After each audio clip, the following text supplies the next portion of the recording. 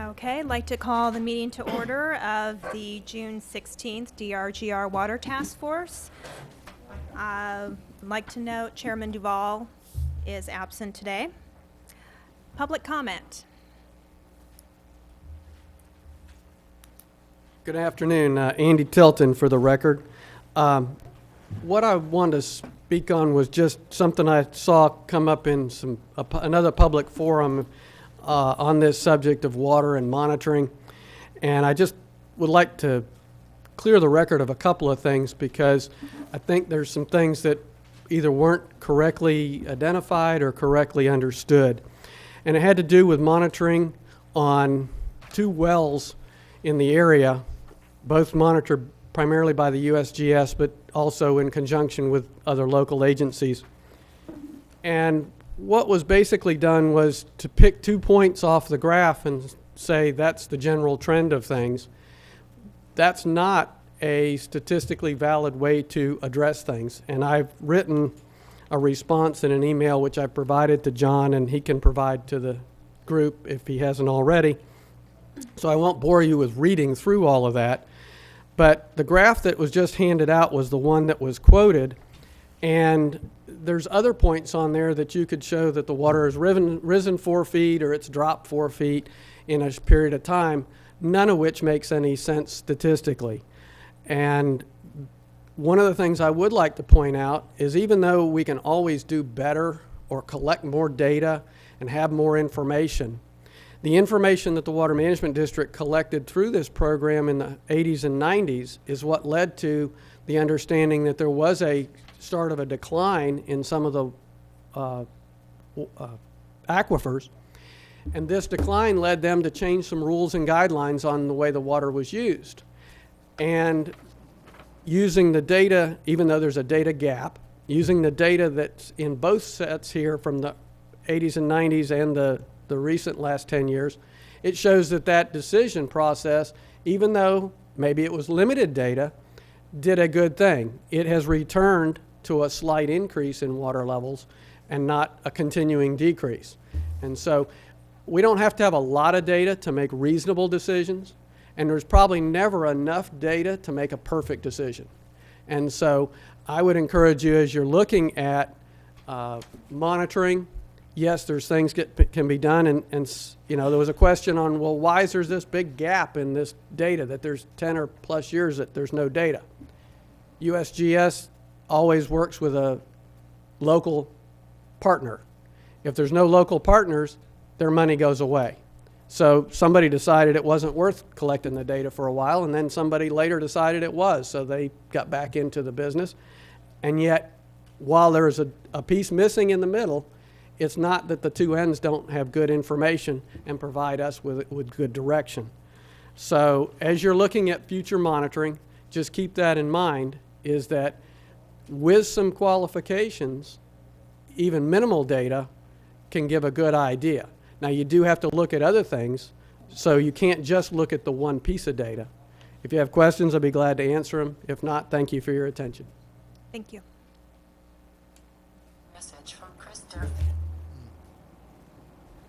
Good afternoon. My name is Steve Swa. I just wanted to introduce myself. I'm a civil engineer, water resource engineer in Southwest Florida, and I've been engaged by some of the property owners in the study area to help with some of the new stormwater techniques and low impact development. I had the pleasure to serve on the technical advisory committee for the new state stormwater rule for Southwest Florida that was headed up by Eric Livingston, so I look forward to hearing his presentation and working with him in the committee. Thank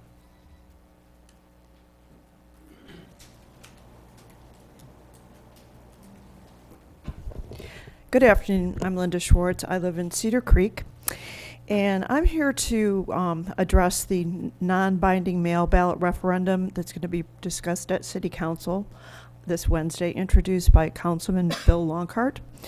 And while I am a strong supporter of Councilman Longhart, I think that this ballot referendum might be premature. I would like to see this considered after we have more information from the Citizens Water Strategy Task Force. Thank you. Thank you.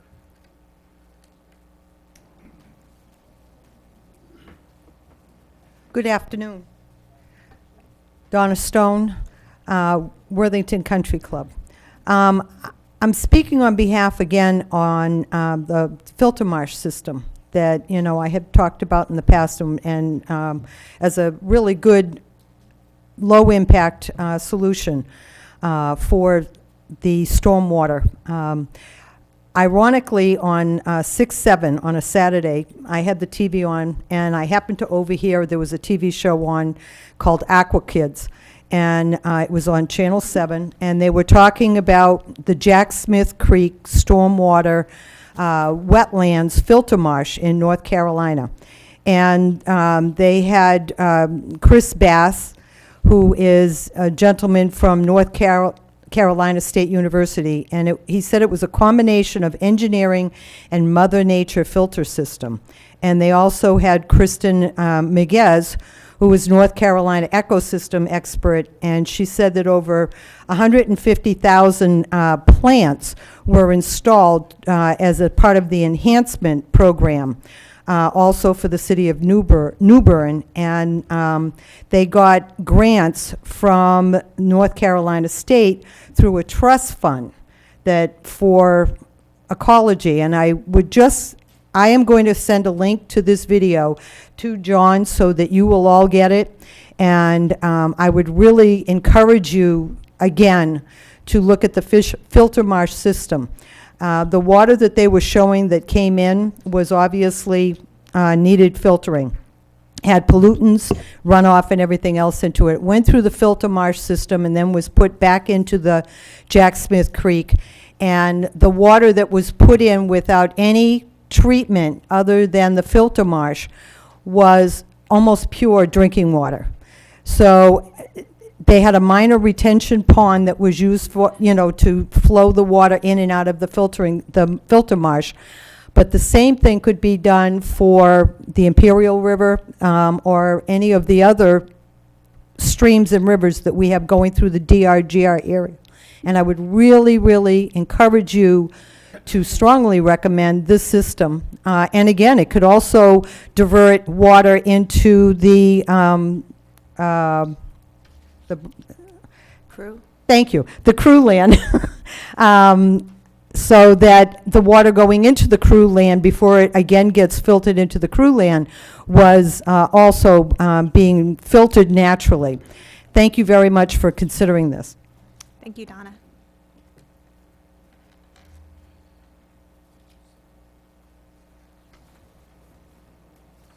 Good afternoon, Carolyn Gallagher. I'm speaking as a resident of Cedar Creek, not as a member of the LPA. I wanted to comment on the proposed referendum by Bill Longcart, taking a general vote, non-binding vote, on the removal of the density restrictions in the DRGR. I'm very much a supporter of Bill Longcart, but I really think that this is very premature.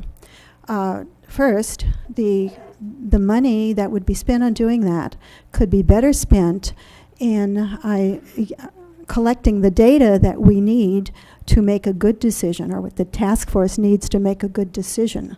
I think we're going to hear from Mr. Irwin that there is hydrological data, he mentioned it last time, that is very sparse and needs to be collected. I think we have found some issues with well fields that factor into this decision. And that really needs to be done and collected first before we spend money on something else. Second, the residents are not informed on this issue. We are really premature when we don't have the data and we can't get both sides out to the community. Anybody who needs to vote on something should at least have information on both sides. I think a gut feeling everybody has, but this is really important for our future, and we need the data, and we need the people who would be voting to have the data, very simply. And I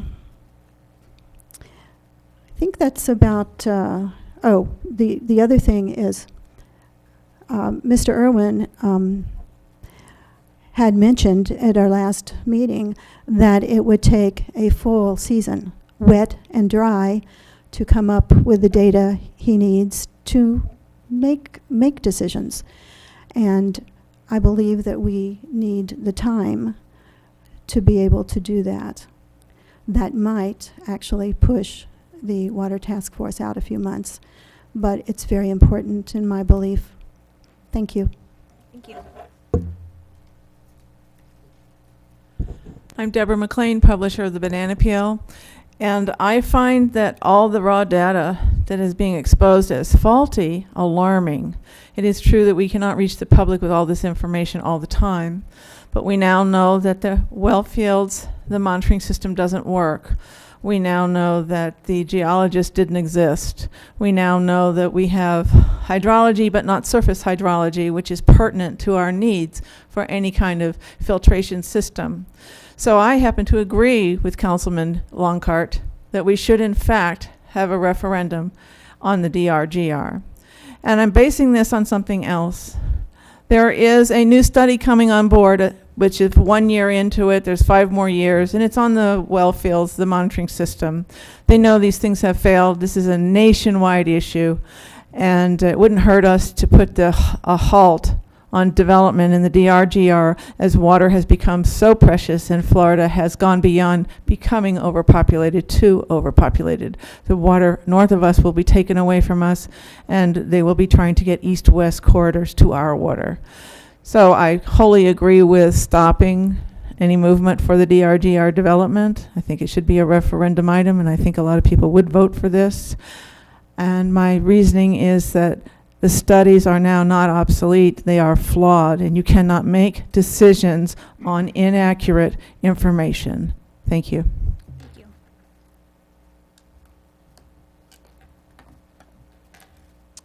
Seeing no other public speakers, we will close the public comment and move on to approval of minutes. Does anyone have any corrections to the minutes? And just a reminder to the audience that there is a sign-in sheet back there. If you could take a look at that, sign your name, we'd appreciate it. Thank you.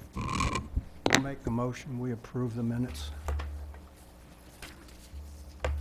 Second motion, I don't have any. Okay. Could we still have discussion after that? Yeah. You can make Yeah. correction now. Yeah, a couple minor comments. Speak into the mic. Yep. On page 4, let's see, it'd be the 4th paragraph down where Committee Member Gilkey, that PD&E, I think that I was referring to the DRI, not the PD&E, the DRI. And then on page 5, the 3rd paragraph down, again, Committee Member Gilkey, I was asking, I was questioning Mr. Irwin if the stormwater master plans by the city were valid, and I didn't state that they were invalid. I questioned him if they were valid, and then he responded, of course. And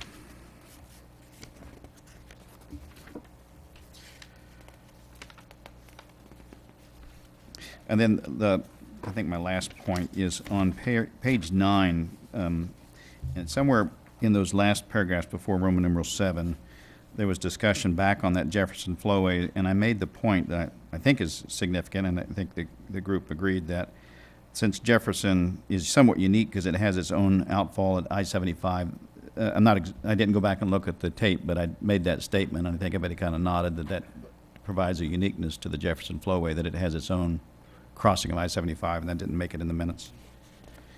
And that's all I have. And you want that added to the minutes or noted? Yeah, I'm not sure exactly. I didn't go back to the video, but I think it was in that last statement that I made that Jefferson is unique because it does have its own Right. crossing of Right, I-75. I do too, yeah. Any other corrections to the minutes? I have one on page 2, the second paragraph from the bottom, the last line, where it says, he stated the ability to store water through the city will be critical, and their outfall is becoming smaller and smaller, which is the blank of sea level rise. I believe that would be the effect of sea level rise.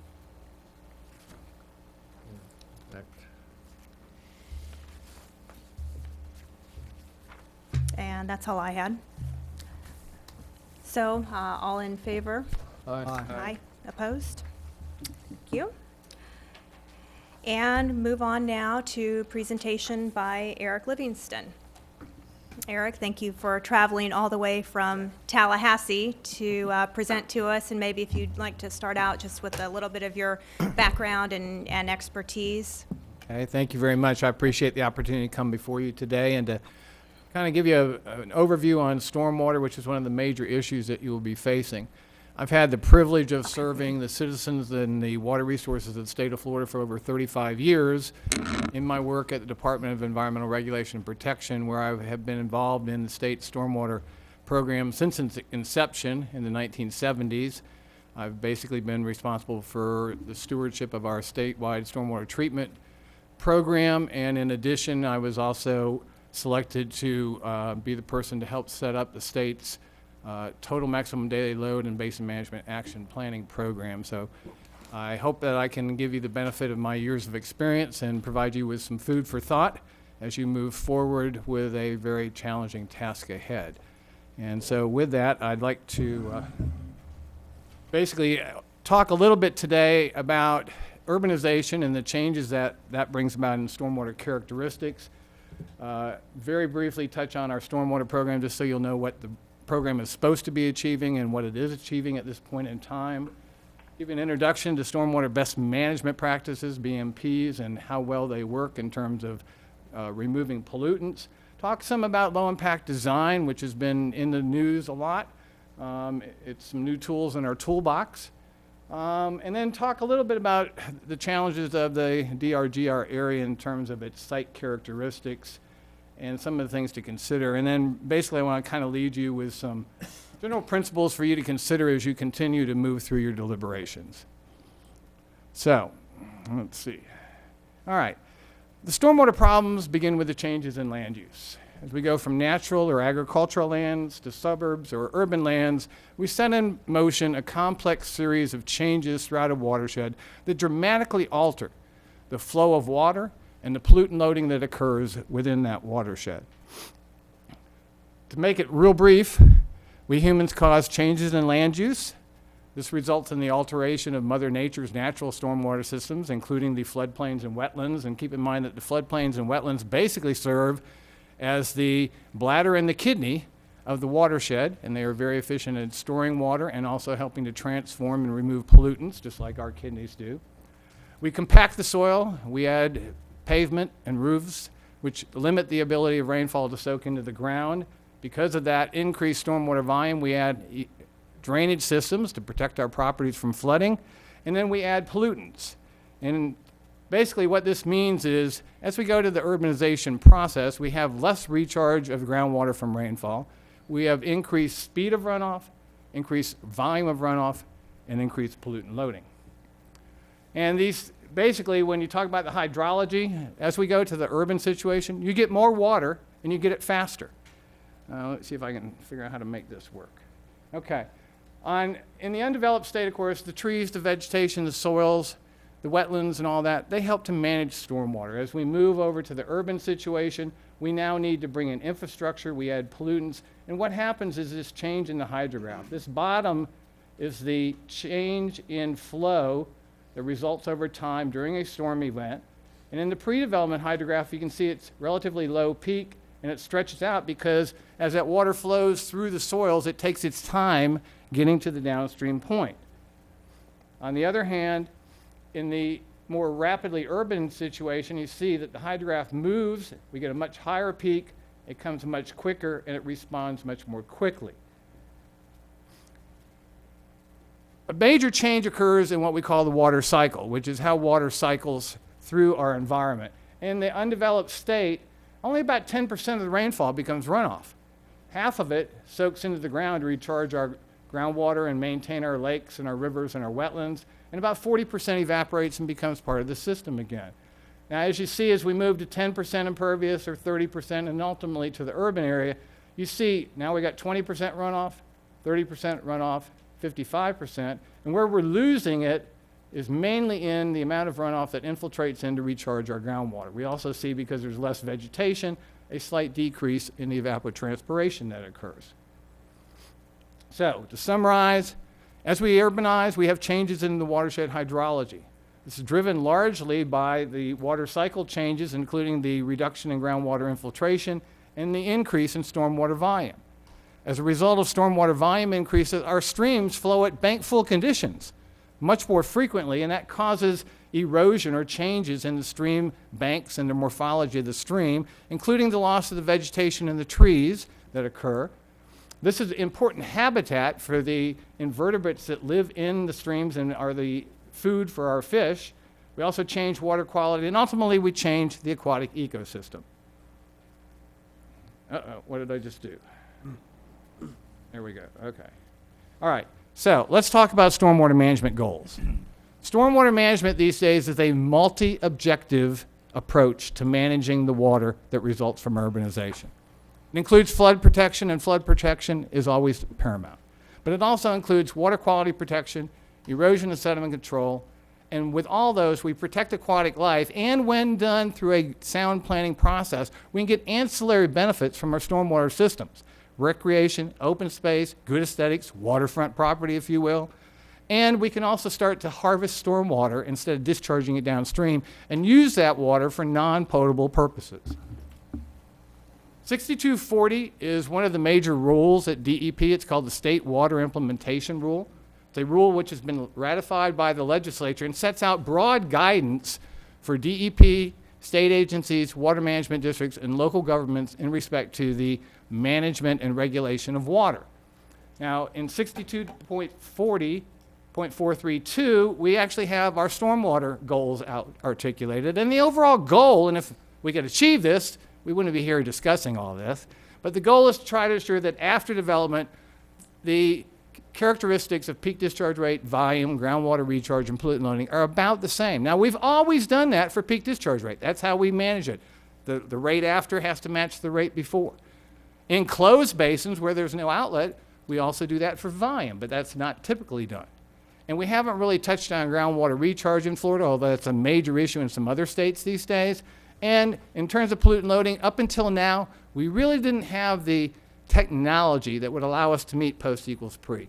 But with the development of new tools, including low-impact design, we can now use a BMP treatment train approach to also achieve the pollutant loading goals here. Now, as I said, drainage drives the train. I mean, bottom line is people do not care whether the water that gets into their house is clean or dirty. They just want it kept out of their house and out of their businesses. So, you know, we've always got to keep that in mind, especially here in Florida, where we get a lot of rain and it's relatively flat. But traditionally, the way we've managed that is trying to match up the post and pre-peak discharge rates. But what we've learned over time is we've had to evolve that. Okay, in some places now, and here in Florida, there are different storm events that are used, 10-year, 25-year, 24. It depends. Here in South Florida Water Management District, the peak discharge is related to the 25-year, 3-day storm event. That's their design storm. The critical storm, that's the storm that produces the greatest difference between pre and post peak discharge rate. And that storm is used for management by the Swanee River Water Management District and by the Florida Department of Transportation. So they've evolved and gone a little beyond. And then, as I mentioned, if we have closed basins, we try to make sure that the volume is the same, because if you don't, that bathtub's going to fill up and people are going to start to get flooded. Okay? There's also been a change in approaching flooding. It's not just driven by peak discharge rate, because what that does is it just delays the discharge of that water. So it kind of moves where the flooding might occur and the timing. And what we're seeing now is more of a approach where here's your uncontrolled post versus the uncontrolled pre. And here's where we might smooth out the hydrograph with the traditional peak discharge. But if you bring in volume and time, you can do a better job of replicating the pre-development and even reducing flooding even more. And we're starting to see that in some watersheds now. We also have a water pollution problem caused by stormwater. In fact, stormwater is the greatest source of pollutant loading here in the state of Florida, even though we've been dealing with it for about 30 years. And we have a wide variety of pollutants that we leave behind on the landscape that get washed into the stormwater and ultimately into our water bodies. Where do these pollutants come from? all the things that you and I and everybody else that works, plays, and even travels through a watershed does on a daily basis. It's our yards. Mainly, a lot of it's related to our transportation systems and our cars and our vehicles, which leave behind materials. It's animal waste. It's septic tanks. It's atmospheric deposition. A large part of the nitrogen loading that occurs is because of atmospheric deposition from power plants. In fact, in the estuaries around the state, about 30% of the total nitrogen loading can be tied back to atmospheric deposition. Of course, that's a component of what gets trapped in your stormwater. Just like nitrogen from your tailpipe gets deposited on the parking lot and the highway, and that's where some of the pollutants come from. Okay? There's also incredible variation when it comes to stormwater, not only in the storms, but within the storms themselves and the pollutant loading. And that makes it very difficult to regulate or manage stormwater based on concentration, which is why we did not go down that road 30 years ago when we started our program. Now, there are things that we call event mean concentrations. These are used for our planning purposes, and you'll see that we've revised our values.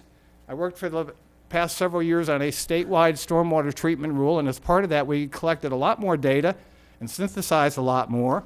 And so we have up-to-date values now, and you'll notice that in general, the values have been going down as we've been doing more and more studies, okay? The other thing I want to point out here is the event mean concentration of a roof. Now, under the South Florida Water Management District rules, you don't have to treat your roof runoff. You only have to deal with it from flood control.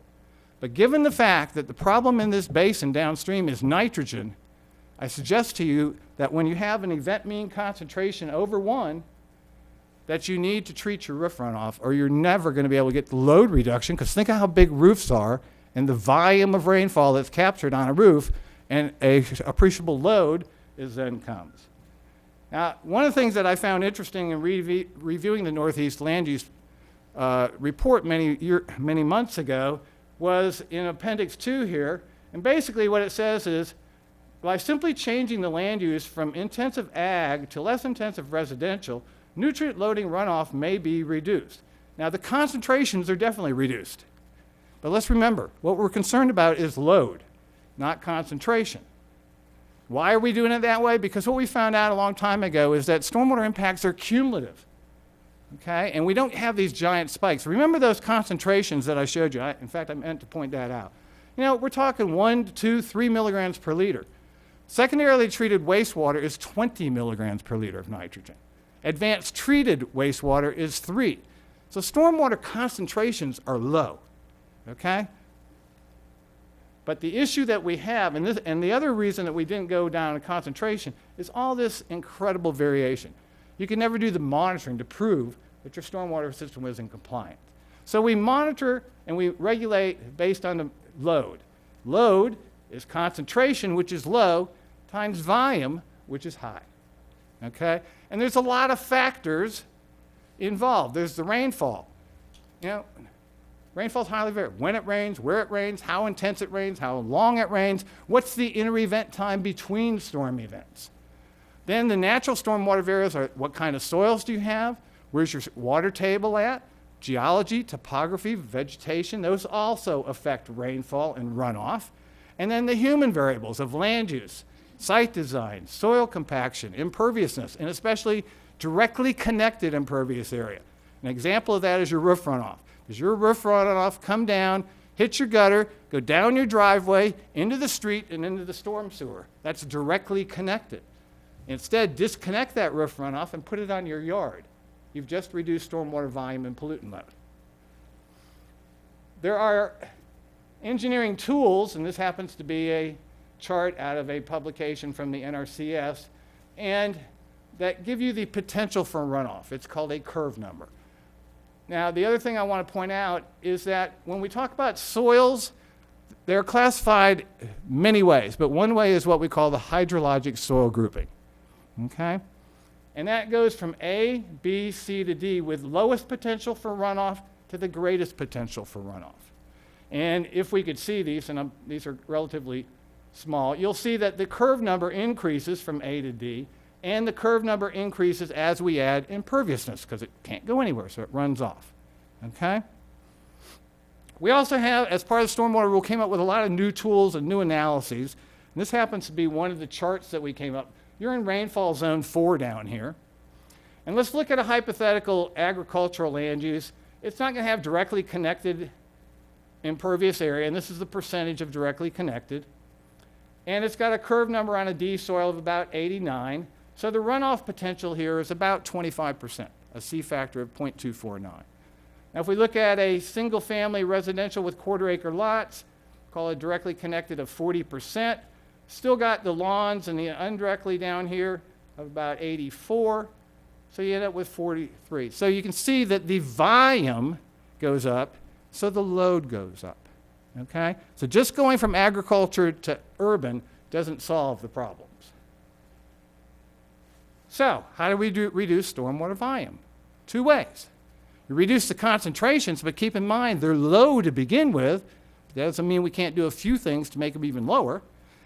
And how do we reduce volume? And that's where you can get a lot of bang for the buck, is reducing the volume. So how do we do it? Number 1, through better site design that incorporate a lot of what we've learned over the years by using source controls to limit the amount of pollutants that get into the stormwater in the first place. And a large part of that is public education. We don't understand why it's so important to pick up our dog waste or to have a Florida-friendly yard or use Florida-friendly fertilizers, for example. We don't realize how our everyday activities affect water quality. And then we're going to use our good old trusty structural stormwater BMPs. So let's take a little look at that. BMPs, best management practices. That's the synonym you'll hear a lot. A control technique used for a given set of conditions. What works here does not necessarily work where I live, near Tallahassee, where we have clay soils and slopes, which may not work over here. Every site is different based on geology, soils, water tables, etc. So you've got to understand that to know which BMP works where to achieve water quality and quantity enhancement in the cheapest way. And when you look at our toolbox, we basically have 2 major drawers. Non-structurals, which are better site design, which are pollution prevention and volume minimization techniques, and then our structural BMPs, which are designed to try to mitigate those changes that occur as we urbanize. Let's talk about non-structural, because this is the part of the train that we've never really focused on in the past, and in which, as you went through the permitting process, you didn't get credit for doing these things. That was a big thrust of our new statewide rule, which unfortunately is now not going anywhere. But we did the research that now allows us to quantify some of these. And the first thing is to promote low-impact design. But again, you've got to make sure you have the right conditions to do that. Okay, we want to design with nature and understand the site limitations, protect the natural system, minimize clearing and removal of vegetation, and planting trees is a major stormwater technique. Trees, as you will see, intercept the runoff, and they do that evapotranspiration pump. And in very highly urbanized area, for example, I'm working with Pinellas County right now, that's going to be a major component of our stormwater plan as they go through the redevelopment, is getting more trees into the area. Okay, and then minimizing imperviousness, especially that directly connected impervious. Now, what about source controls? One of the biggest things, Florida-friendly landscaping design combined with Florida-friendly fertilizers. And then think about your Walmarts and places that sell fertilizers and pesticides. Now, it used to be they were all outside in the parking lot and the bag breaks and it all goes in. You're seeing more and more now, as we recognize this, that they're storing these inside undercover so they don't become part of the problem. Pet waste pickup, a huge issue, especially for bacteria, but also for nutrients. Street sweeping, litter control, all help to reduce the pollutants before they get into the stormwater. And then public education, and one of the biggest is, again, how do you reduce directly connected impervious area with, in particular, your roof runoff, because we all have that. These are the traditional stormwater BMPs, the structural controls, and there you can see there's 2 basic kinds. Retention systems and detention systems.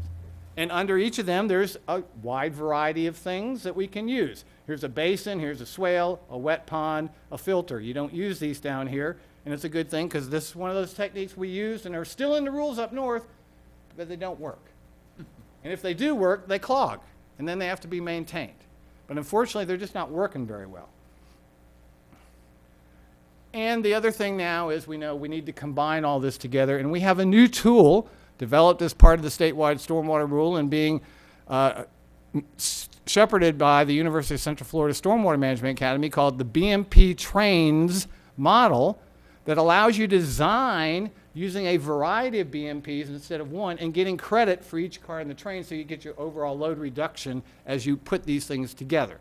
So we got some new tools to help with this, but again, we start with the source controls, then we have conveyances, and then we have our final treatment. And this happens to be a nice treatment train where they integrate a wetland. Here's your pre-treatment in your swale, your major treatment in your pond, and then your final polishing in your wetland system. Also, one of the things I looked at in the appendix to the land use plan, the South Florida Water Management District requires all new development provide stormwater treatment such that the resulting site discharge nutrient do not exceed those of the existing condition. Boy, I wish that was true. If I was, I wouldn't be here talking to you today, and you wouldn't have this as an issue on your plate. That's where we were trying to get to with the new statewide rule. So what does our stormwater rules today provide? We were the first state in the country to require the treatment of stormwater from all new development and redevelopment with the adoption of our rule in 1982. Today, there's only about 10 to 12 states that have programs similar to ours. Unfortunately, our rules are not up to date, and that's a crucial dynamic BMP design. Our rules have not changed since about the 1995s. So they're grossly out of date, and they don't include all this nice new technology. Now, the rule is based on, it's a technology-based rule. It's based on a performance standard. What's the goal? The goal is set in that 6240 rule, and I'll talk about it in a minute. We then come up with design criteria for retention systems, detention systems, filters, based on research that are supposed to achieve that goal. And the rule is set up on a rebuttable presumption of compliance. If you don't think it's going to get there, you can challenge a permit and say, they're misusing this information, okay? But that's the way we've set the rule up, and it was in order to make the permitting relatively easy, so that people didn't have to go out and do a lot of monitoring. We did the monitoring up front, which is where the design criteria came from. Now, 6240 I alluded to, this is where our goals are set. The original rule before 6240 was written was we wanted 80% average annual load reduction of suspended solids. Why did we choose that? To have equitability between what was required for wastewater treatment plants, secondary treatment, which is 80% reduction, and what was required for stormwater.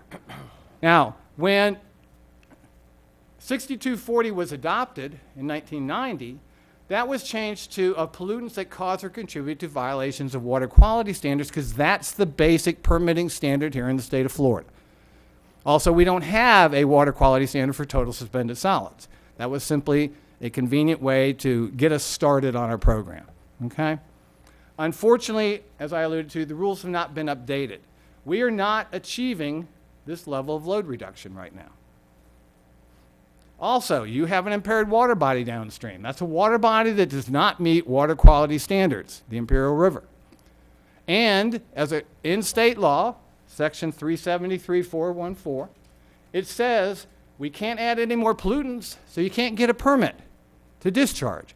Well, the legislature does not want to have a moratorium in effect, so they came up with language that said, if you want to get a permit to discharge to an impaired water body, you have to show net improvement.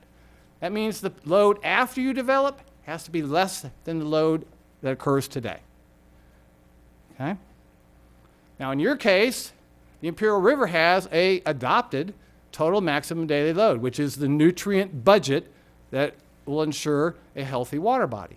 And in particular, it requires a 25% reduction of total nitrogen. So in that case, net improvement is now defined as post-developed minus less than pre-developed minus 25%. So it's even more difficult. Now, let's talk about our original stormwater rules. Our goal was 80%. And based on some very simple, back then, analysis of rainfall, and keep in mind retention is where we retain the water and let it soak in. So you get 100% treatment for all the water that soaks in. So our goal is to get 80% of the average annual volume of stormwater soaking into the ground. And early rainfall statistics showed that 80% of the storms are less than a half an inch of rainfall. So let's capture those and we'll get our goals. Well, we've now learned that it's not quite that simple. These are some charts that are out of the new statewide stormwater rule that didn't go anywhere, but it's in the research that we did to get there. And I'm going to start out at the half-inch retention. And here again, percent DCIA. So the higher the DCI, the more impervious surface, the more volume is generated. Here's our curve numbers. The higher the curve number, the more runoff potential. So over here is our greatest runoff potential. And you'll see we're only getting about 40% treatment at a half an inch. We do get some places where it's 80%, but not too many, especially in the urbanized environment. Go to the next one. Now we're up to, let's look at 1 inch of treatment. Now you can see we're starting to see 80% come a little further over this way, but even over here we're still at 60%. It really isn't until you get to retaining about 1.5 inches, 3 times what we currently retain, that you're getting over here where basically everybody's getting at least 80% treatment. We had, as part of our statewide rule efforts, we had a report done that looked at how well are we doing. I mean, a lot of us felt we knew, but we needed it to be documented. So this report was done for us in 2007 by Dr. Harvey Harper of Environmental Research and Design. And basically it concluded that based on the information in the report, we're not achieving the 80 or 95% load reduction that we're supposed to be required to get as required under the Federal Clean Water Act and state law, so that we do not cause violations of water quality standards. So in essence, the design criteria presumption has been rebutted, but we haven't got around to changing the rules. So again, let's go into a little detail on these BMPs. Retention practices, the absolute best thing you can do, because they reduce stormwater volume and pollutant loading, they recharge the groundwater, reduce flooding and pollution. But for an infiltration practice to work, you need sandy soils that infiltrate. And you need to ensure that the seasonal high water table is at least 2 feet below the bottom, preferably 4 feet, so that the pollutants don't get transferred into the groundwater. Now, the only place we've really seen that being an issue is in the spring sheds, where the water goes in so quickly that the nitrogen moves into the groundwater and moves into the spring. Now, down here in this part of Florida, we've not seen that kind of movement of nitrogen. But it's very important to have that so that we get through there. And you can see we've got swales, basins, trenches that you can put underground, and then pervious pavement, green roofs, and rain gardens can all be used where you have proper soil and water table conditions. And these are just our general design criteria. I'm not going to bore you too much with them.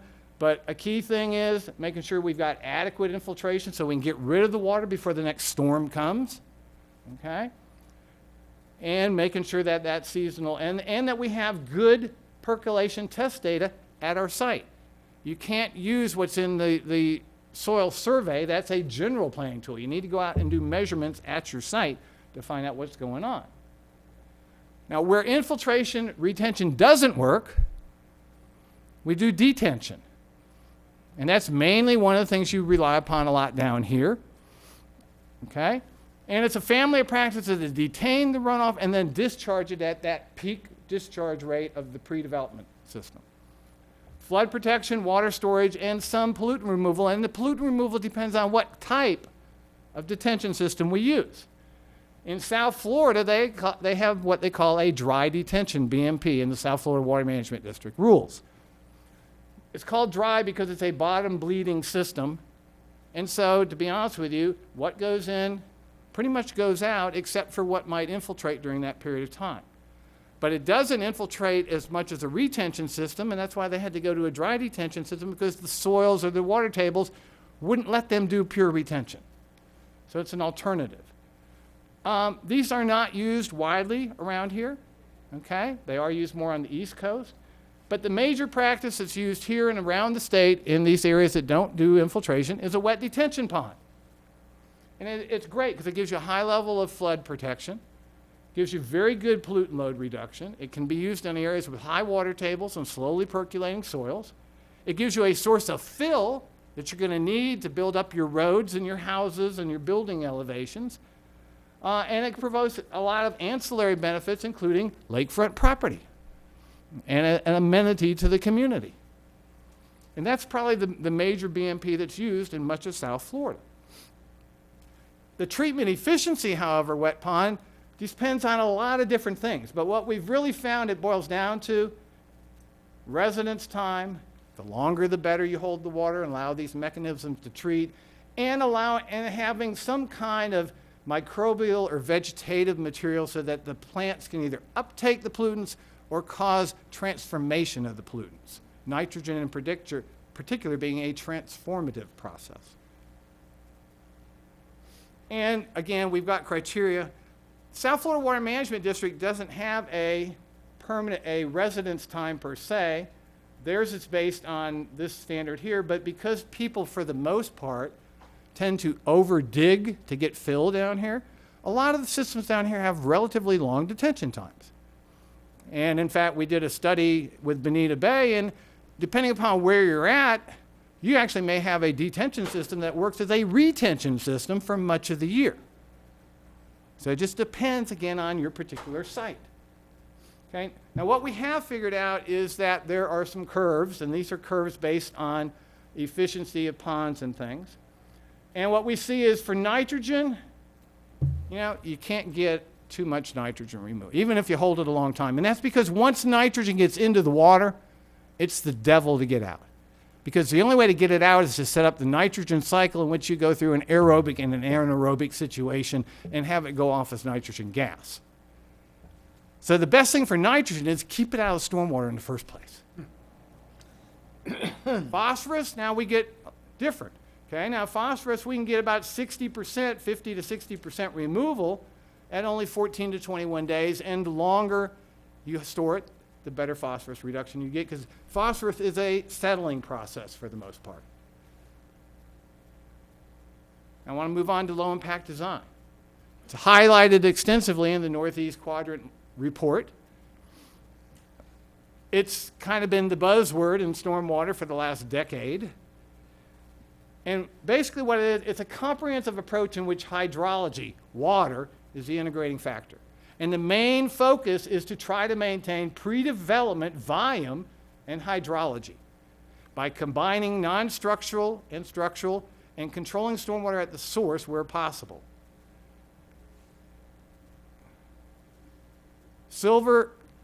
Low impact design is not a silver bullet, though. It's simply some new tools in our toolbox that allow us to do a better job of managing stormwater. And because it's mainly based on infiltration, we need to recognize that infiltration does not work everywhere. It's also not a new idea. I mean, many of the principles of Ian McHarg's classic book, Design with Nature, are the same principles that we find in low impact design.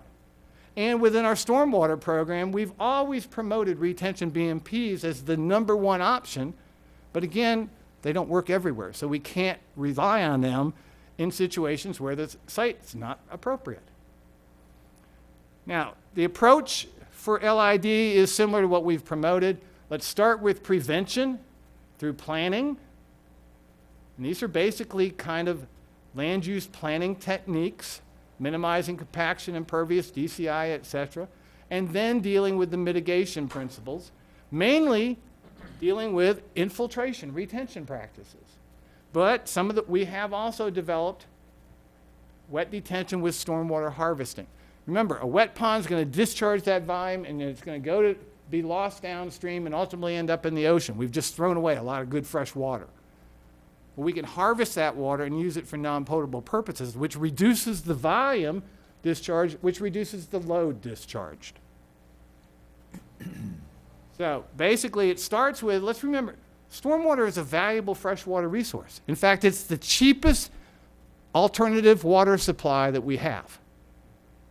But it's a resource which is out of place and out of time a lot of the time because we've got so much of it in the summer. How do we store it and then reuse it in the winter? And that's where harvesting can come in. I want to again stress trees can be a major part of the solution, as And a big thing is clustering development and using some of the innovative land use tools so that you can avoid the really critical sensitive areas and let them continue to do their natural functions. So let's talk about what determines. Now, what determines whether a site comes in and they strip it 500 acres at a time, don't leave a blade, or do this approach? What decides whether we have a forest of rooftops or a forest of trees? Parking lots happen to be my pet peeve. Here's the old traditional parking lot. You know, it's an asphalt desert with a few bushes that might survive. But there's alternatives. These are low impact design ones. This is one that's my favorite. You got the curb cuts leading to swales, go to an inlet, back to the pond, all in a nice park setting. This is one we did up in St. Pete. This is pervious. Here's asphalt, pervious concrete for your parking areas going to a recessed retention area.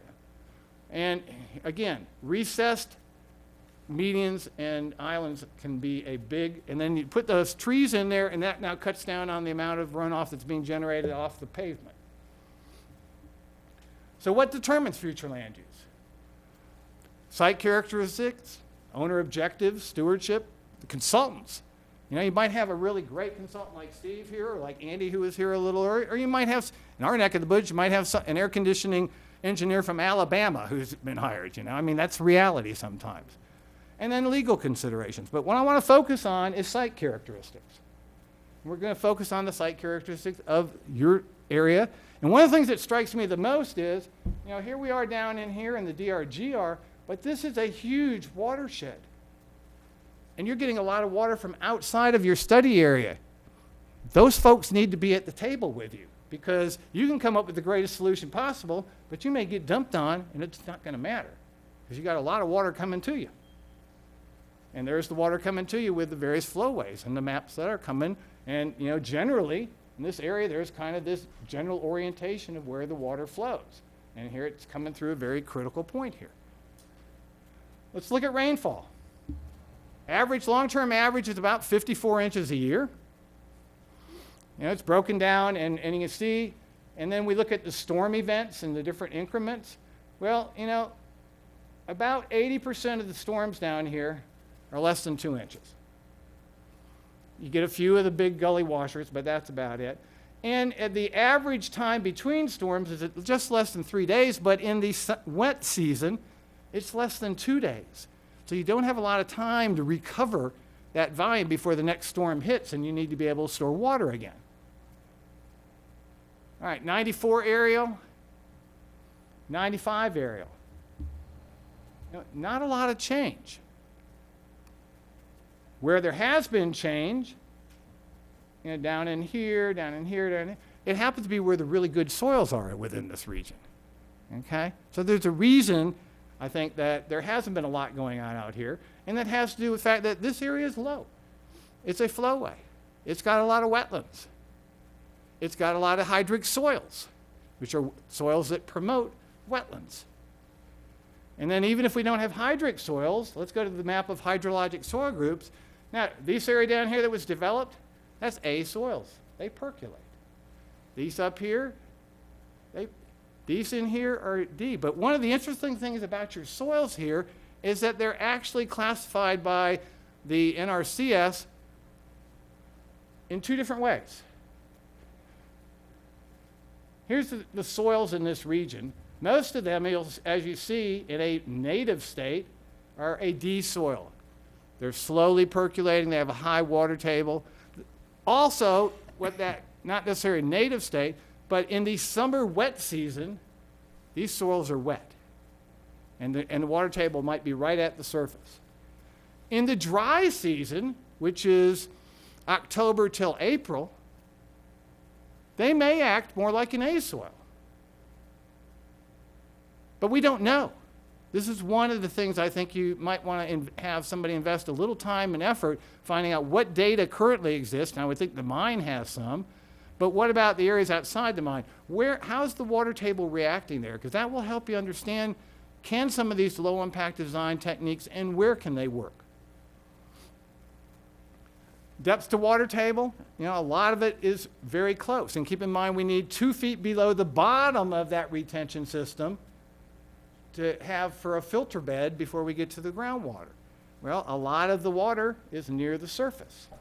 In fact, you look at this, okay, I mean, say we've got an infiltration basin that's 2 feet deep, and we want 2 feet below it, so that's 4 feet, which is about 100 and so centimeters. We don't have many soils that have that kind of depth to the water table. And of course, what happens is you end up with flooding in this area. Not from catastrophic events. The floods from 1995 were a result of cumulative rainfall that existed for several months, and eventually you ended up with sheet flow coming across this entire area, and you can tell it's sheet flow because of the color. It's got all the tannins from the swamps and the wetlands and things. And this is not where we want to be, you know. And I think that's part of the study here, is to try to solve some of these problems. Okay, so here's some things I want to leave you with for your consideration. Okay, first off, you need a watershed approach. And you might want to consider the people that own the land outside the watershed that are bringing water in, and see if there are some synergies or some partnerships that could be dealt with there. The final land use plan, you really got to bring into account the site limitations and capabilities. There are some constraints here. I really, really, really, really want to stress not only a master land use plan, but a master stormwater plan. Don't leave this to each individual landowner doing something to manage their stormwater, because I don't think you're going to get where you want to be. Your goal, and especially because of the TMDL, is loading less than what's come off the land today, and hopefully 25% less. Otherwise, you're going to need some downstream treatment systems to meet the total maximum daily load downstream.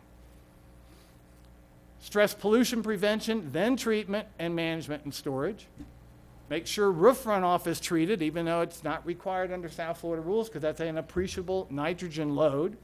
And definitely use the BMP treatment train approach, as we've kind of walked through. And yes, LID BMPs where appropriate, but what we need is good groundwater elevation data, so we know what's going on, not just in the wet season, but in the dry season as well.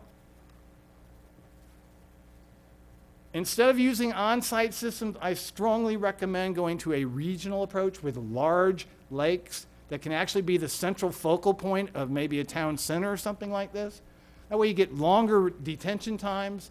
You can do stormwater harvesting and things of that nature out of it. And then if needed, and you will need it because it's the only way to get rid of nitrogen, is constructed wetland marsh flowway as a final polishing for all this, because really that's what wetlands do, is they get rid of nitrogen very well because of the anaerobic cycle and the microbial processes that it leads to transformation. But whatever you do, keep in mind that the system needs to be regularly inspected, operated, and maintained correctly. And that's not easy to do. About 50% of our stormwater systems are not being inspected and operated and providing the benefits that they should be providing. The solution is going back to the future, really. Back to the old cracker-style houses. Instead of filling, how about maybe building up? Fill creates roadblocks to the hydrology. Okay? Native Florida-friendly vegetation. You might think about cisterns under the house, an old way of doing things that we don't do very much, and minimal directly connected impervious area. Source controls, I've already hit on some of these, but the biggest thing is minimizing imperviousness, minimizing soil compaction, streets, parking, how big do they need to be, that kind of thing. Pervious parking, I think it's going to be a LID tool that can be used in this area, because you're going to have to build up the elevations there. Recessed tree islands in the parking areas. Big roofs, I think you really need to look at the green roof cisterns. And then for home roofs, make sure you got the roof runoff that's going to the pervious area, or maybe even to a cistern or a rain barrel so they can be used for irrigation. Minimizing pollutants, Florida-friendly landscaping design. Doesn't do you any good to have Florida-friendly fertilizers if you have the standard old landscaping design. It just doesn't work. You really need to focus on the design. Storing fertilizers inside, proper use of reclaimed water, pet waste pickup and disposal. I've talked about the benefits of vegetation. You know, there's basically 5 things. First, it intercepts the rainfall. The roots hold the soil in place, maintains the absorbable capability of the soil, slows it down, and then the evapotranspiration pumps that water back into the atmosphere for rain down the road. And there's some nice tools out there that allow you to actually calculate the benefits provided by trees. This happens to be an analysis done for Jacksonville. We see between 10 years, they lost 12% of their trees in woody wetlands, which lost 56 million cubic feet of stormwater storage, which that was a value of $113 million. Biggest thing is, how do you reduce imperviousness? Especially with your current codes, and this is something to take a look at. Do your current codes allow alternative ways to do site design? There's a lot of tools, as you can see on this list, that reduce the overall imperviousness of a development. Parking lots, as I told you, my pet peeve. You know, this is my favorite design, I think. You need the asphalt for the driving, but then you can do the pervious concrete or pavers or things into a recessed little stormwater system. You know, this is nice, but boy, it's a hazard when you go walking out there, you know. This is, again, a nice design. You know, if you've got very low use parking, you know, a church or an athletic sometimes or other, you can get by with what we call GeoWeb. It's a fabric you put down. It's structural. You fill it with sand and then sod back over the top, and it gives you a structural parking lot that's very usable and infiltrated.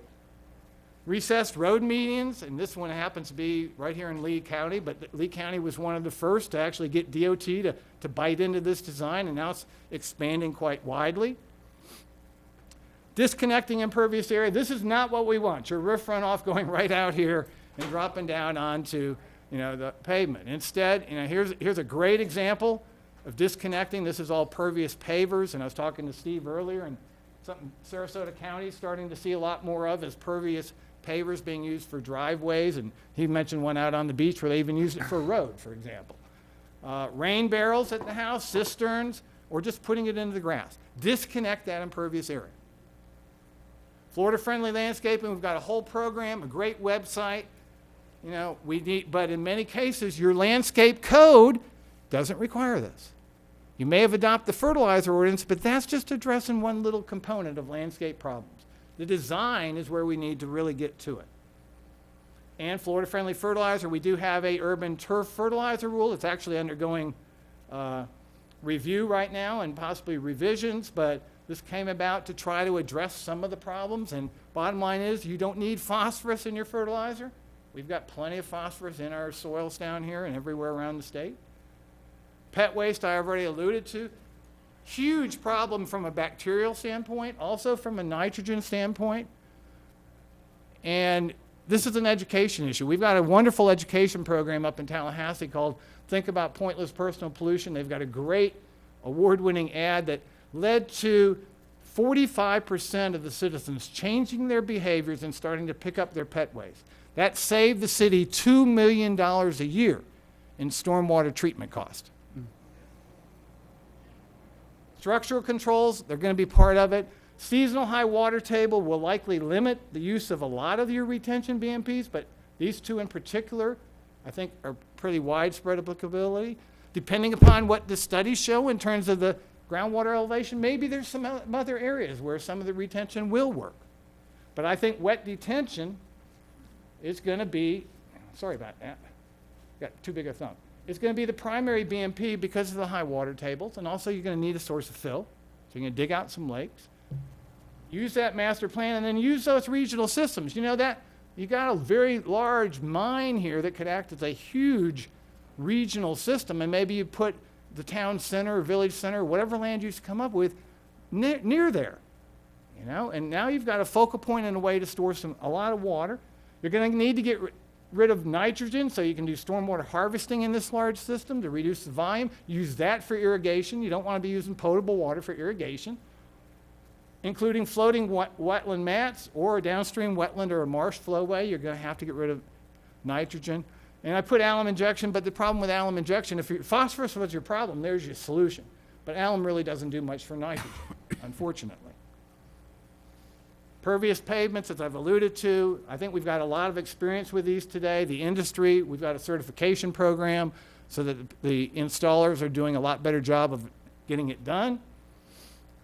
Green roof, been used in Europe for over 50 years as a major stormwater management tool. Only relatively new in the United States and relatively new in Florida, but basically you're growing plants on a roof. You know, it has a lot of benefits. It cools the roof. Actually, it reduces heat transfer by up to 50%. Our very first roof was actually just down the road in Shadowwood Preserve. And this was a great experimental roof. It was a complete failure. And we learned so much from it that we went back and redid it and made it into a successful green roof, because green roofs had never been done in tropical climates. They've mainly been done in temperate ones. We didn't know which plants to use, which media to use. Now we do. This was our second one. This was the University of Central Florida Student Union building. And our third and largest green roof is the Escambia County One Stop building. That's the building in Escambia County where every developer goes to get their permits. So we thought, what a great demonstration project. And not only does it have a green roof, the parking all around it is pervious concrete. The landscaping is all Florida friendly. So it's a great visual example of what you can do to reduce these impacts.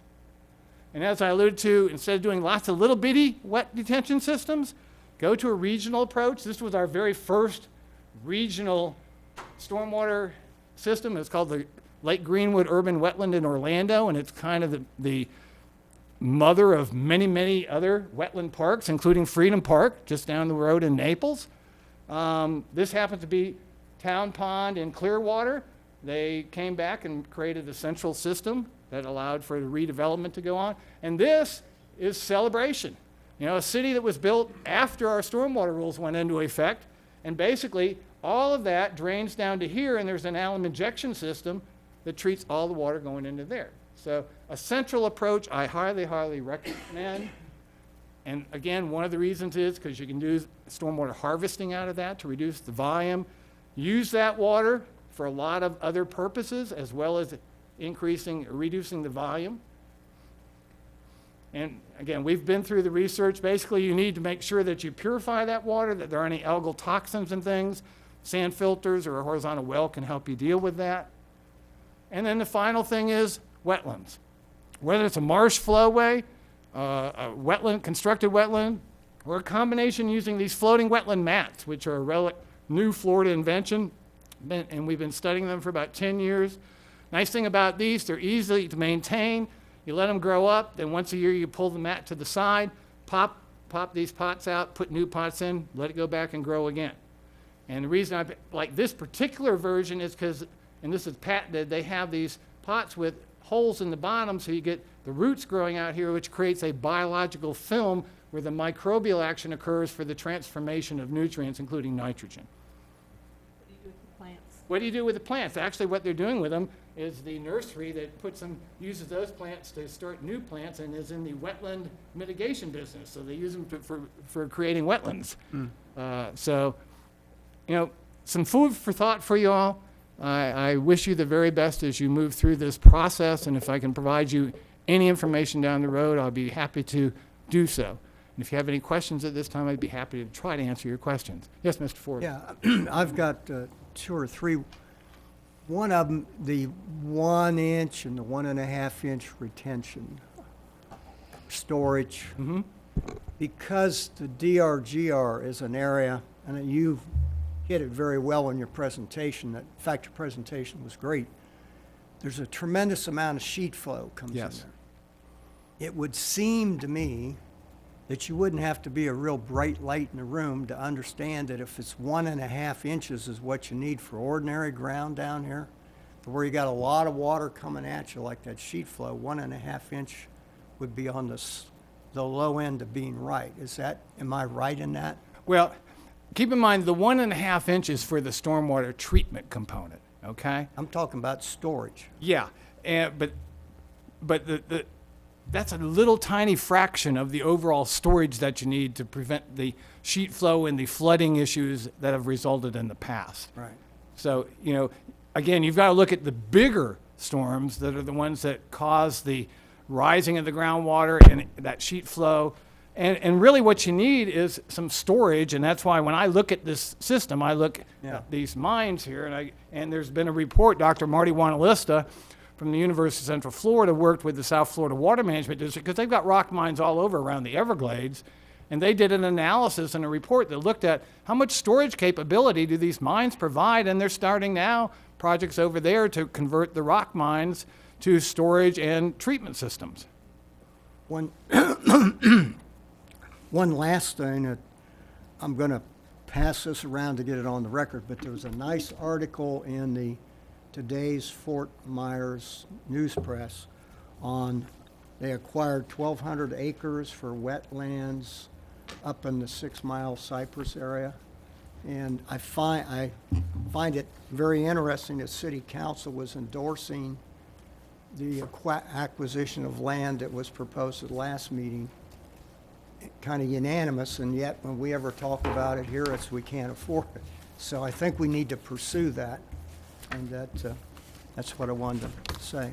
I think you did a great job with your presentation. Thank you, I appreciate What, that. what do you think that we need to do next? Because we have some people that say this has been studied to death and all that. We need to make a decision. There's another group that says a lot of the studies happen to be flawed, or they didn't look at all the things that they should have. What do you think would be the priority thing to do? Well, I am no expert on this down here, sir. Right. But to me, you need data and you need information. Now, does that mean you gotta go out and collect new data? I can't speak to that. Right. One thing to me, though, that strikes me is because the soils in this region are that kind of A or B/D, how are they acting? And I don't think they're going to act the same throughout the entire region, you know. And does that open up some opportunities for, you know, maybe seasonal retention, or, you know, do we need to go back to, you know, maybe again, you know, you look at this, you put in a more density, have a town center kind of thing around here, maybe down here, and you can pump back up into here and use that. And then, of course, then the problem is how do you get this water to safely flow across and the treatment and stuff. But, you know, you've really got to look at this on a watershed context. And again, keep in mind the capabilities imposed by the landscape itself. Gotcha. A couple questions, maybe comments. We had talked earlier about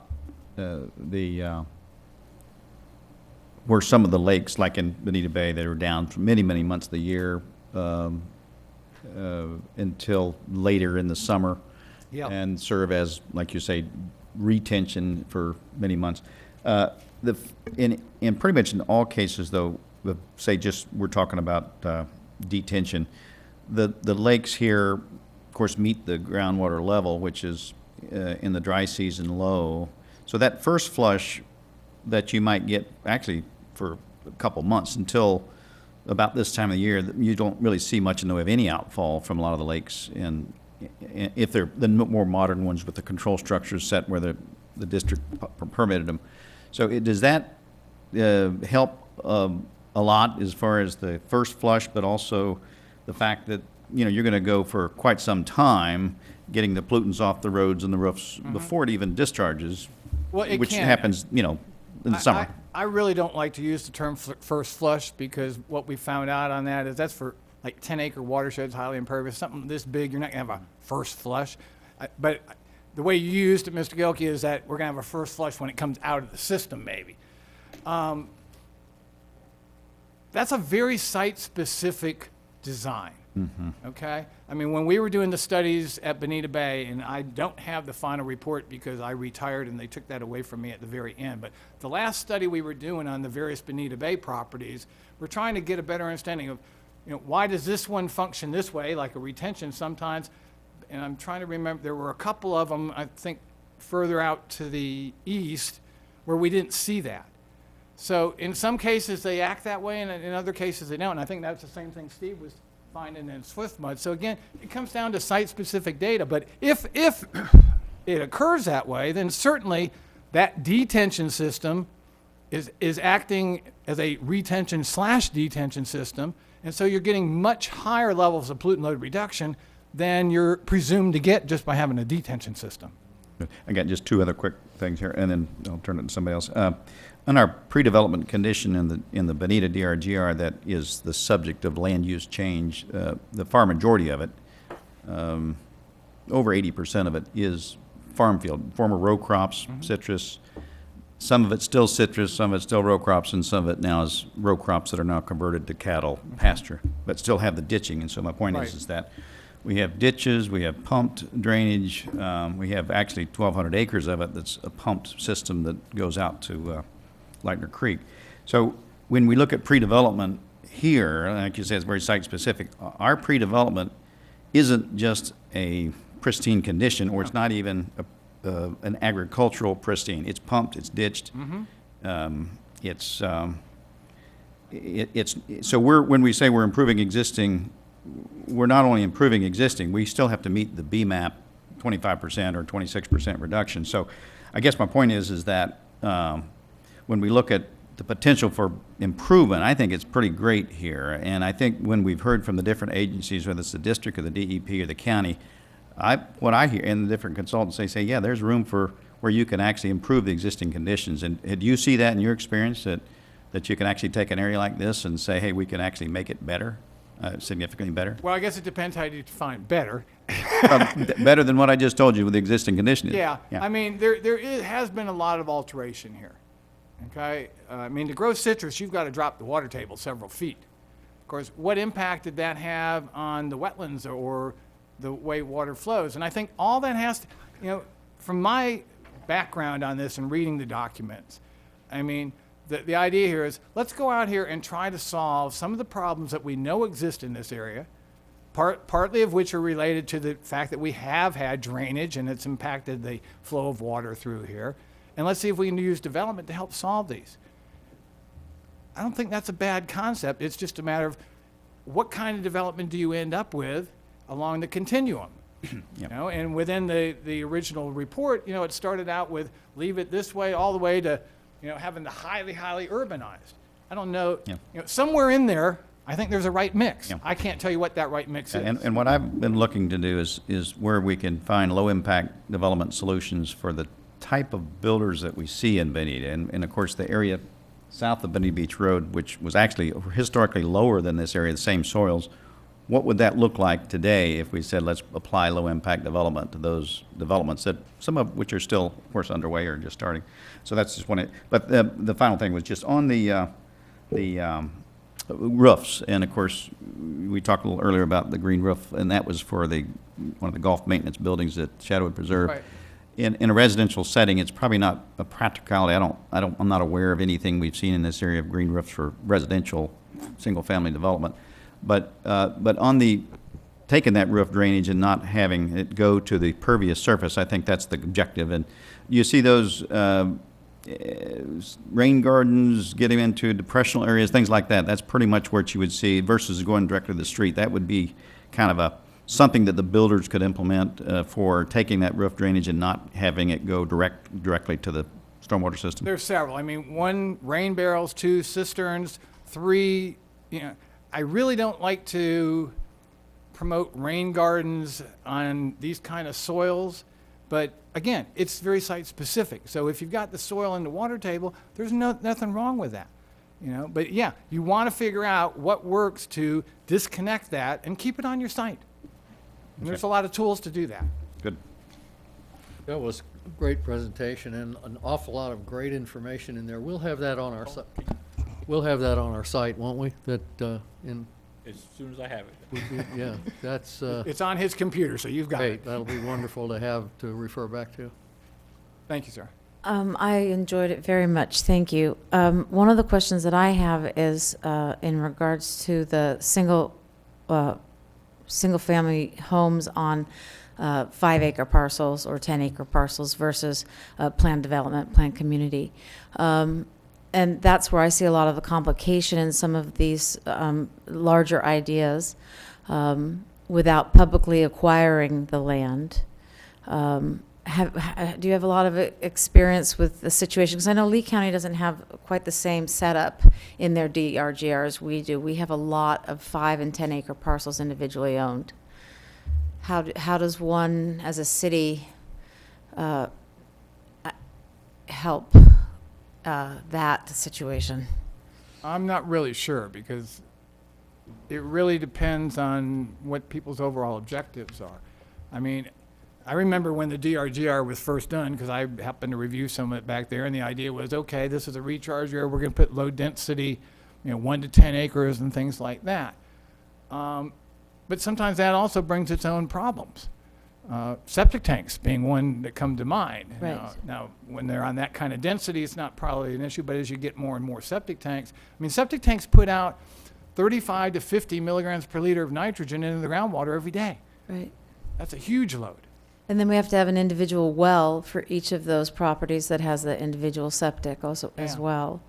And maybe the solution is kind of a mix.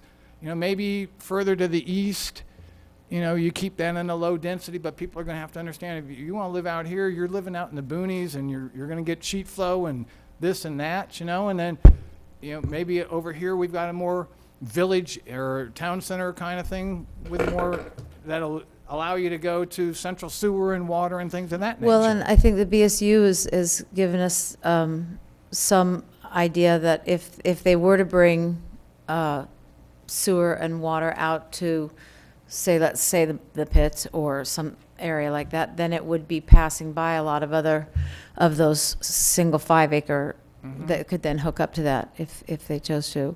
So that's been my concern is, 700 more wells and 700 Yeah. more septic tanks. Yeah. Yeah, you really don't want to go down that road. Right. And so, and that's why I thought that some increased density and planned development out there would make it affordable for BSU to then bring services to that area, and that I think would help also. So, okay, great. That's Eric, good. thank you very much. I'm sure that once I have a chance to review the tapes probably 3 or 4 times, I'll have lots of questions for you. It's a lot of information and very good. Got my contact information, send me an email. Thank you. One question that I had in looking at this regional approach for stormwater, I know that and we've had discussion about, do we want to promote the idea of a reservoir, and how much alteration of the landscape, engineering of the landscape would that require? But it seems like in an area like this that has been impacted and has a lot of concerns and considerations, that there is going to need to be that engineering component to try to hook things in together to, help to alleviate some of these flooding and potential water quality issues. So I thought it was interesting, the idea of that regional, stormwater regional approach. The other issue is with the water table and trying to better understand what those water depths are. If I heard you correctly, your concern isn't so much for what the groundwater depth is during the wet season, because it's usually above the ground anyway, but it's trying to figure out during the dry season how low those water depths go, and based on that, some of those LIDs could be appropriate for some sort of water feature that would be a retention or detention area, because you have to have that 2 feet between the bottom of the system and your water table. So you could maybe do something there for the dry season if you knew what that bottom elevation was. And I think that's similar to what Kevin was talking about at the last meeting of, we really need to get some monitoring wells in the ground to see exactly where those water depths are. So. Well, even the seasonal high is going to be important, because you're going to want to set your structures at that so you're not dewatering. But yeah, the other thing is, as you just alluded to, and of course that'll help things during the dry season, but in the wet season you're going to have to be able to understand that those retention systems are going to overflow, and then get them back to some kind of central storage area, because ultimately you're going to have to store water. Okay, any additional questions for Eric? Okay, thank you. Very much. Your email address is appropriate. The what was it? Stormwater Godfather? Godfather. That was a nickname that got stuck on me That's by a the good one. community, which I'm happy to have. Yeah, it's a good one. It's appropriate. Just a little bit of housekeeping before we move on to the next item. Eric had emailed me about an issue he was having with some travel expenses, but there wasn't enough time to bring that back to the group. It was in between your last meeting and this meeting. So I went ahead and approved some minimal travel expenses for Eric, a little unlike some of our other presenters. He was coming in from out of town. So there's I don't have the invoice yet, but I figure somewhere in the range of a few $100s coming out of your budget. Thank you. Good. Thank you. I have a question about what you were just saying, and as far as water storage is concerned, and I see that Mr. Flood is here. Could I ask you, in regards to the land which south, I always want to say south, that South Florida Water Management has out in particularly the properties out here that you all have and out here, right? Yes. That was part of the, Crew and Southern Crew. right. Okay. What potential do you see for us to use property which is already in public hands, in your hands, I guess, for that sort of, what we're talking about here, rather than trying to acquire more land as a city? Because I thought that that was what you guys were doing. Well, that is, the crew lands were set up in large part as a result of the flooding and the South Lee County watershed study that was developed as a mechanism to do some water storage, trying to establish flowways and keep the water, or utilize those lands to store and rehydrate the aquifers. So you're talking about possibly utilizing, you're thinking to build a reservoir on type of thing? Whatever the engineers feel would be the best. I mean, our plans for those areas are essentially to purchase them and keep them in their native state, to go back where roads restoration. and things are in place, remove those, where appropriate, keep the exotics out, keep them managed and allow them to serve as the functioning wetlands that they are, keep them from being developed and such. So that really wouldn't help those storm management, because what you would be doing is restoring the sheet flow, so then that would be like.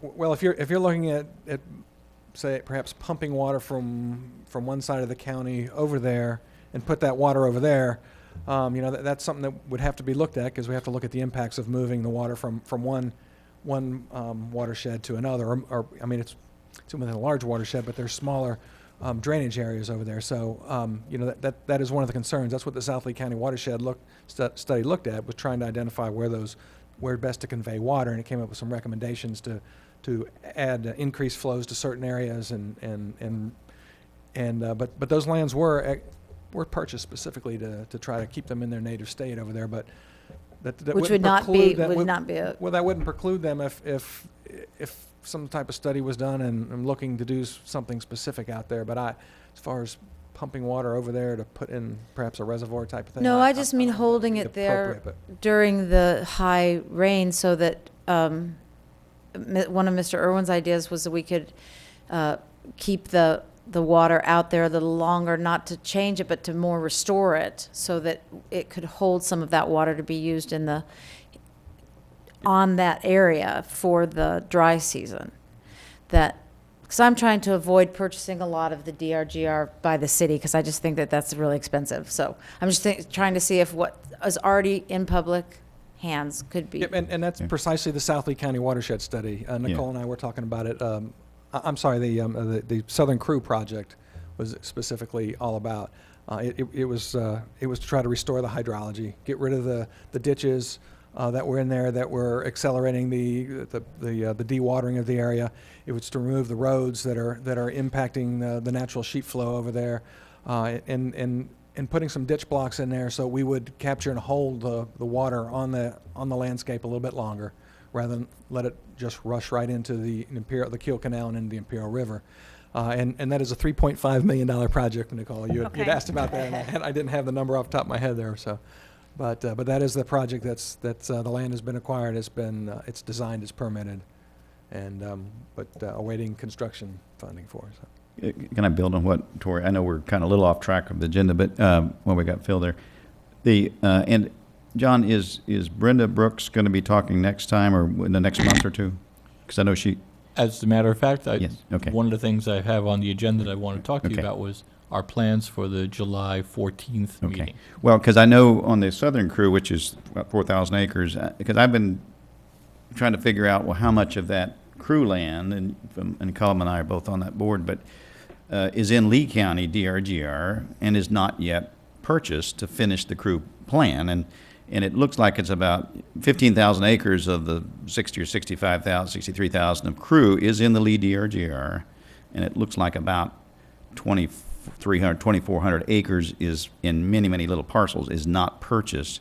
So just like you've got into with the southern crew land of the 4,000 acres where you had to buy it all up to make sure you could let the water do what it wants to do. I guess you've got the same issue with the remaining of the 2,400 acres with a couple hundred parcels, whatever they are, that somewhat would need to be purchased probably long-term to be able to do the same thing with the 14,000 acres, the 15,000, as you're doing with the 4,000. Does that pretty much make sense? Okay. Yes, sir. But I think what Tori was saying was not a reservoir so much as just can you stack the Just, water up an inch or two and Higher than what's out there yeah, today. yeah. On 15,000 acres versus buying the big one, yeah. Buying And that was a question that Yeah. Phil and I had talked about of what, with the Southern Critical Crew being completed, how many acre feet of storage is that going to provide? And I think that's one of the questions that we still need some follow-up on. And I think. Is there a number on that? Do you have a? I don't. Oh, okay. I don't. When it was first designed, I don't think we really were looking at, what's the water storage and water treatment. That wasn't the goal as much as the restoring the hydrology over there, minimizing the runoff. But I'm certain it's all been modeled. I have to believe that, and that may be in one of those reports over there. And I'll check with our project manager to see if I can come up with something along those lines. So. And I guess while you're here, it is kind of jumping ahead, but we had also talked about the need for the city to really write a letter of support, or the task force to the district to try to get that $3.5 million of funding in next year's budget for doing this project, because currently it is not in the budget, which always puts us at a disadvantage of advocating for something to be included in versus defending something that already has a placeholder. But be that as it may, with the budget going into effect October 1st? Yes. Is that correct? We do have a little bit of time where we can advocate that this is really a very important project to the region, to the city. So I think that we should move forward with that letter of support. As a matter of fact, Phil and I have just been missing each other the last week or two. Been a busy guy. But the plan was that we would rough out a recommendation that I'll bring to the city council. So the recommendation will come from the task force to the city council for them to do the letter. My only question for you is, since this will be the first articulated recommendation coming from the group, I'm going to try to put it in the form that we have talked about already, that template, and then bring it to council. But do you want me to bring it back to you at your July 14th meeting and then city council at their July 18th? Or can I bring it right to the city council at the July 2nd meeting? Basically, I'm asking if you want to see it first. I think. I think it goes straight. Go straight to. Just wanted to, didn't want to presume. Yep. Good, okay. Everyone is comfortable with that? Yeah. Okay, great. And if I could, that next meeting where you wanted to have some discussion about crew, there's some specifics that you'd like to. I want to make sure that we get the right staff members here. Anything in particular you're interested in? Just kind of overall the purpose of crew, what the goals are, the management. I'm also interested in the water quality in crew, because I think that what I've been having a hard time wrapping my head around is how dirty is the water before it gets to the city limit, and then where is it picking up most of its, so I'd be interested in the water quality out there as well. see what we can do on that. Because I know they're all kind of connected, yeah. If you have it or that you don't have it, either way, because that's something that maybe. Well, the BMAP that's in place for the Imperial River watershed over here, it does allocate, responsibilities, and it takes a look at where that water is coming from, and that sort of stuff is kind of out there. If that's kind of where you're looking at, what percentage of that 25% reduction needs to come from which Right, because responsible parties one of type the thing. things I've been wondering about the filter marshes and things, which I think are, just a lot of these ideas are if the water is not as dirty and polluted in the DRGR because there is and it's picking it up as it comes through further downstream, we can filter it all we like out east in the DRGR. It's not actually where it's occurring. I haven't heard that really addressed yet. Well, I kind of think there might be a little misconception there, because I keep hearing about the DRGR, and we have to reduce nitrogen by 26%, whatever that number is, like it's the problem coming from the DRGR. But Right. it's the entire watershed, is what the BMAP was set up for, not Okay. just for the DRGR. So Okay. I don't believe the entire 25% nitrogen loading is coming from out of the DRGR. It's from the entire watershed. So. Right. Okay. That's But that, DEP is the one who had established the TMDL and the BMAP there. So. okay. Thank you. But also, Phil, for that meeting, I've been trying to work with your folks on just that, to define the acreage remaining in Crew that's not purchased, and then how much of that is in the area that influences us the most, which is probably the Lee DRGR side of that, which, again, those are just some rough things I was throwing around. So the other part of that question of buying land like you got into on Southern Crew is that there was discussion with Kevin Irwin about some kind of a treatment or filter marsh, something that would tie into the Kiel Canal, and so any lands that aren't purchased in that area would be at issue, I guess, for whatever might be proposed there with some other treatment down in that area of the Kiel Canal, so. Good. All right. And is there any additional restoration plans outside of Southern Critical Crew? Is that your only project-specific area for? Well, that one was specifically targeted and it as a specific project, and actually had eminent domain authorization to move forward with it.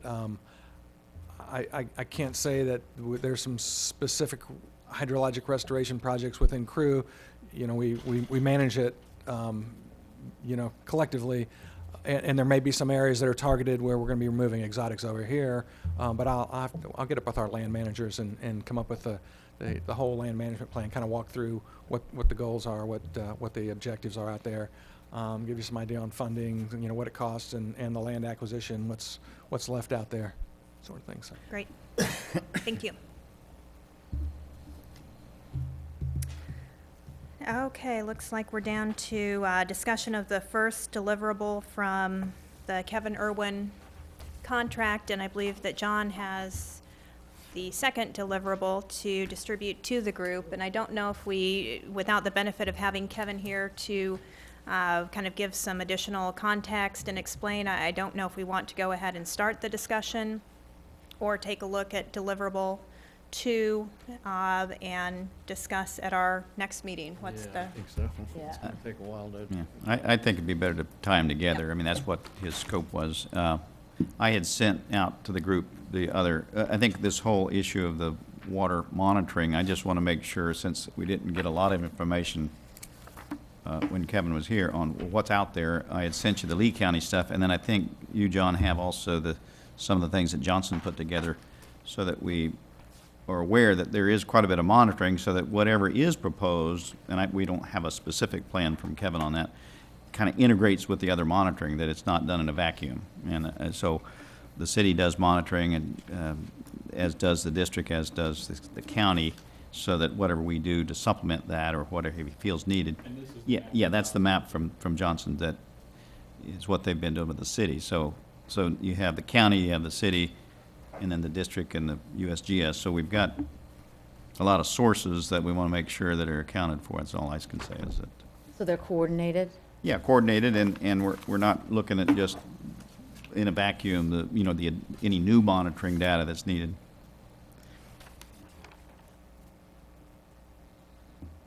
Okay. This is, I guess, too, then a point where I can maybe bring this up. As far as the emphasis in, are we going to discuss this at the next meeting, both parts? I can do it Yes. then. Okay.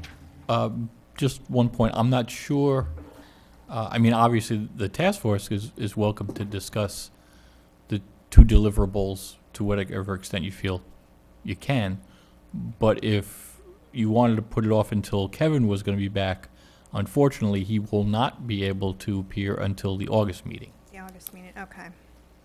There's some scheduling conflicts on his side.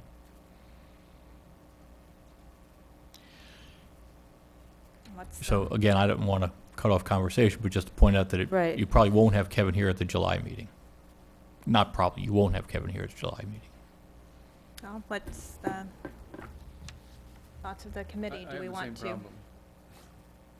I will be out of town again. I'm sorry? I have the same problem John's talking about. Erwin can't be here, or I can't be here either. Not that it makes that much difference, but, At the July meeting. right. Well, do we want to hold off on the in-depth discussion of Kevin's work product till that August meeting and focus the next meeting on some of the crew discussion, or do we want to have preliminary discussion in July? Well, I'm going to miss the first August meeting, so I would like to discuss some of it, I think, in July. Okay, At least parts of it, we can start discussing it. okay. But I guess one of the topics that I found a little difficult at my initial reading was a lot of the emphasis is on restoration. And the word restoration comes up quite a bit. And my question returns to, how are we going to restore private property? So even in as far as the monitoring is concerned, if we're going to go, I mean, I live out there. Why would I give anyone permission to come on and monitor my water table, my water levels, if that might impact the value of my land down the road to the city? We're talking about a lot of private land, and there's a big emphasis here on restoration. That's again why I wanted to ask water management. This idea of public land, private land, it's one thing to look at a large parcel that's going to be developed as a planned community, but a lot of the DRGR is, we're going to spend a lot of money, a lot of time on something that might not be practical to enforce unless the city gives us the idea that it intends to either purchase a lot of land or take some sort of action in that area. And I haven't gotten that feeling from the city. So I see it really going in a direction that I didn't foresee this much emphasis on restoration as being the major focus of our job. And that just kind of came up to me as like, wow, when did this take this track? And it might be just sort of differences in terminology, is what Kevin is talking about, more of a watershed management plan type process. That was kind of how I saw it, as more watershed planning, which is a little different than outright restoration on everyone's property. So I think that having the benefit of him here to explain how he is defining restoration and applying that term to the DRGR is going to be beneficial for our discussion. And I agree, and I hear exactly what you're saying. I just want to keep bringing up that I thought a large part of this was in relation to what density of development was going to be allowed within the DRGR. And so I don't want to lose track of that question, we should spend time on restoration. I'm all for restoration, but I don't want to lose track of that function that we have in regards to the density. And I think that there are property owners who are waiting for answers from the city. There's a moratorium on, and that doesn't get lost in the discussion of that. And I just wanted to bring that up. Yeah, Tori, now, my take of the data, of the report, was a call for more and increasingly detailed data You know, like it's the way a good professor, you know, you never finish up without asking for more money to do more work. You need more Right, data to get right. the job done. So I And- saw a strong emphasis there that need for us to be smarter before we make decisions. Wait, I didn't get the last sentence. I saw that I agreed with his call for more data. You agree with his call Yeah, for more I data? think we need more information. And I guess I didn't see our task so much as coming up with how much density should be allowed out there, but in looking at how do you solve the water puzzle? And what needs to be done to solve the water puzzle, and then with that mapped out, the city can look at what areas are then available for development, potentially intensification, and how does the city want to see those areas grow in the future? So I guess I see our task not so much as determining what density is appropriate out there, but how you fix the water puzzle and then allow council to decide. Right. I agree. I just think that the overall emphasis of his work is very much in that planning and that scope of studying and reaching out. But we have to be aware that there is a moratorium right now, and there are people waiting for answers as to what is available, what they can and can't do. And I would just suggest, now, you're saying Irwin can't be here next meeting, or the following meeting? No, I said he would be here for the following meeting. Oh, in the August. August, oh, okay. Because I think, you know, since you've handed out this, I think it still warrants some discussion with the group, maybe at the next meeting, once we've reviewed this phase two. That I doesn't think mean that's we're what going I to just did. conclude anything till he gets there to, maybe, is that what we're saying? Yeah. Okay. Yes. Let me suggest this. The July 14th meeting, we will have presentations from the crew folks and the water management district folks, and I think that with your help today, they have a little better idea of what you're looking for. We had been asking for some more specifics, and I think they got that today, so that's great. We are also planning to put on that agenda a first round of a look at various templates for recommendations of items that have been put on your parking lot. So I'm going to kind of go through all the notes that I've gathered as you're telling me to put particular items on your parking lot. I won't obviously draw conclusions, so that's for you to do, but just try to identify those, identify them in terms of whether or not they're water quality issues, water quantity issues, water consumption issues, you know, potable water issues, whether or not they're project oriented or policy oriented, and try to isolate those and identify those for you then to start talking about where your recommendations might flow. And the third thing we'll have on the agenda is a preliminary discussion of Kara Irwin's 2 deliverables. What I would suggest would be very helpful, at least from my perspective, is if between now and that July 14th meeting, to whatever extent you're comfortable, email me your thoughts.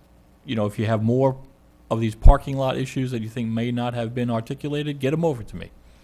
If you have particular questions in going through Kevin's stuff that you think might be helpful, get them to me. I'll try to get them to Kevin, even though he won't be here.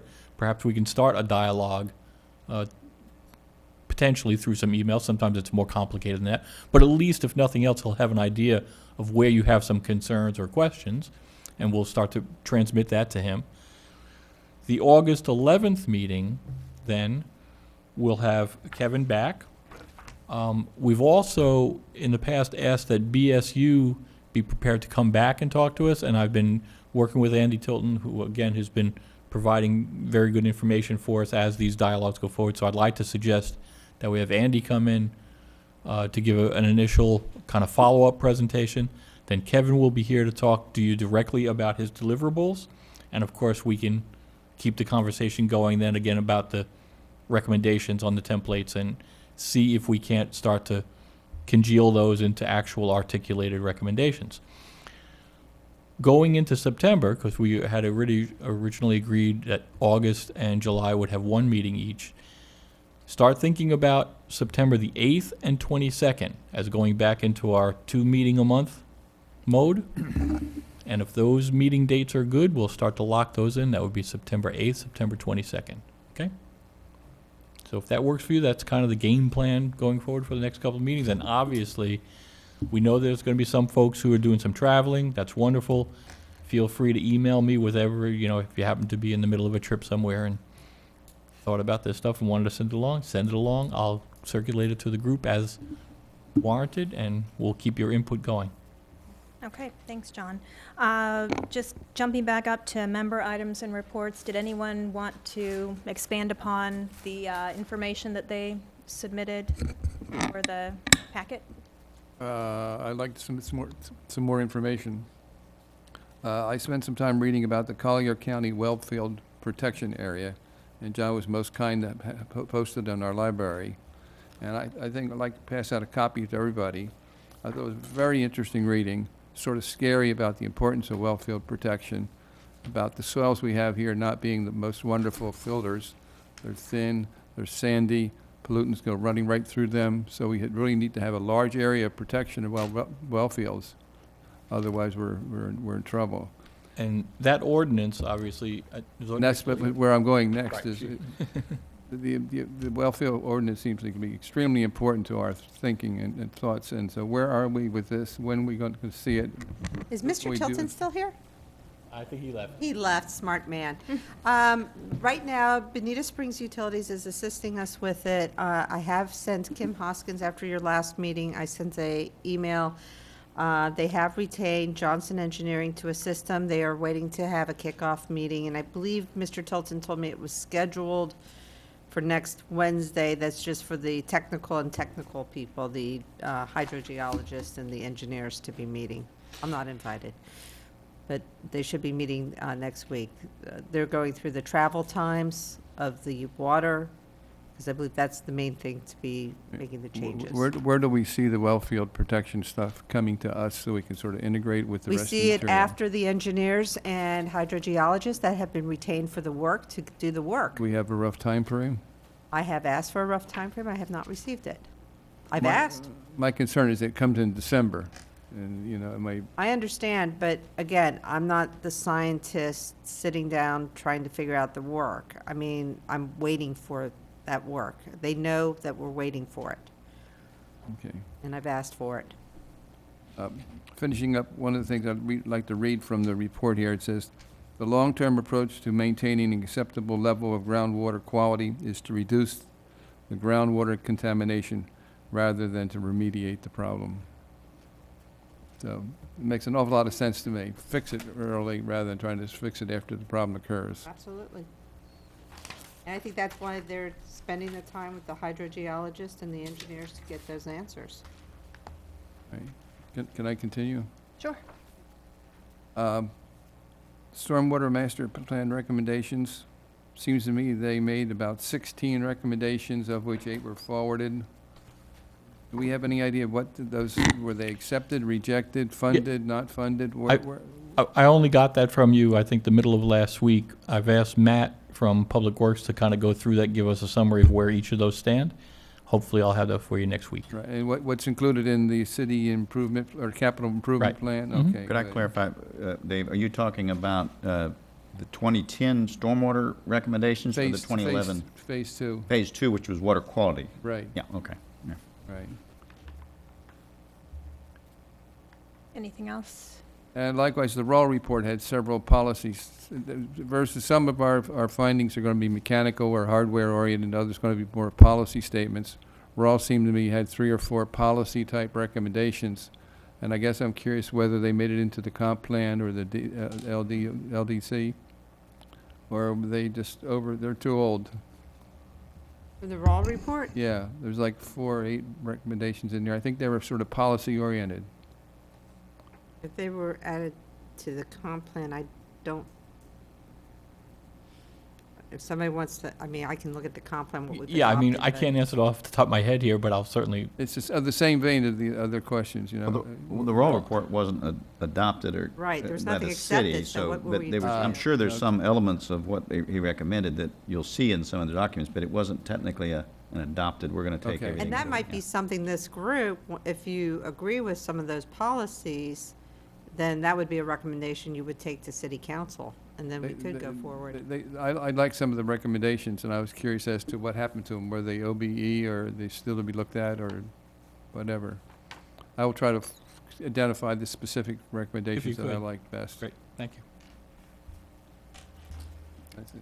Dennis, did you want to discuss the items that you had submitted to John further? I think most of it's self-explanatory. That I just wanted to make sure everybody's aware of the monitoring maps, and then I had questions for Loveland since I wasn't here to ask him the questions on the road network and some of the costs that were identified in the 2035 transportation plan. So I haven't got an answer on that, so I guess we'll find out if that number is where it came from. Okay. Any other member items? I do. I think I need Audrey to talk to this as well. This is to discuss. It's not a large problem as of yet in our area, but it is a problem that I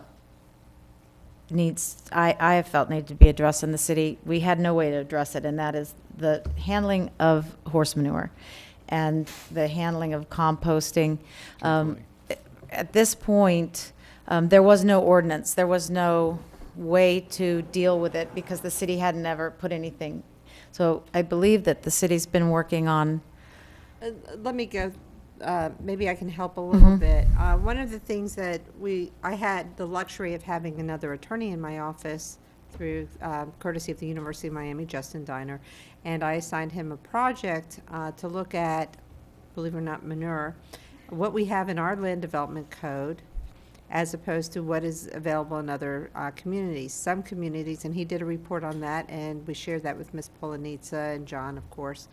And some of it, you have groups like cities like Wellington, which is a very large equine community, and they have it within their stormwater plan, which is, it's beautiful, it's great. It takes probably 5 officers to do the investigations. It's not something we would imagine. He also had to spend time looking at best management practices, because as I've mentioned to this group at multiple times, there's also the Agricultural Right to Farm Act, which severely limits local government and how they do regulations.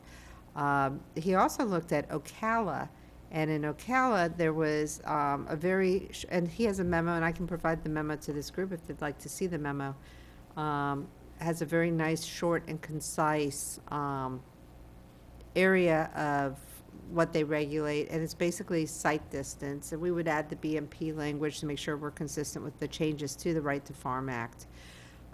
It is something that we could add to the zoning ordinance with very minimal, when the time is right. Perhaps this group would like to see the memorandum and start looking at that, or put it in your homework. I'm not sure.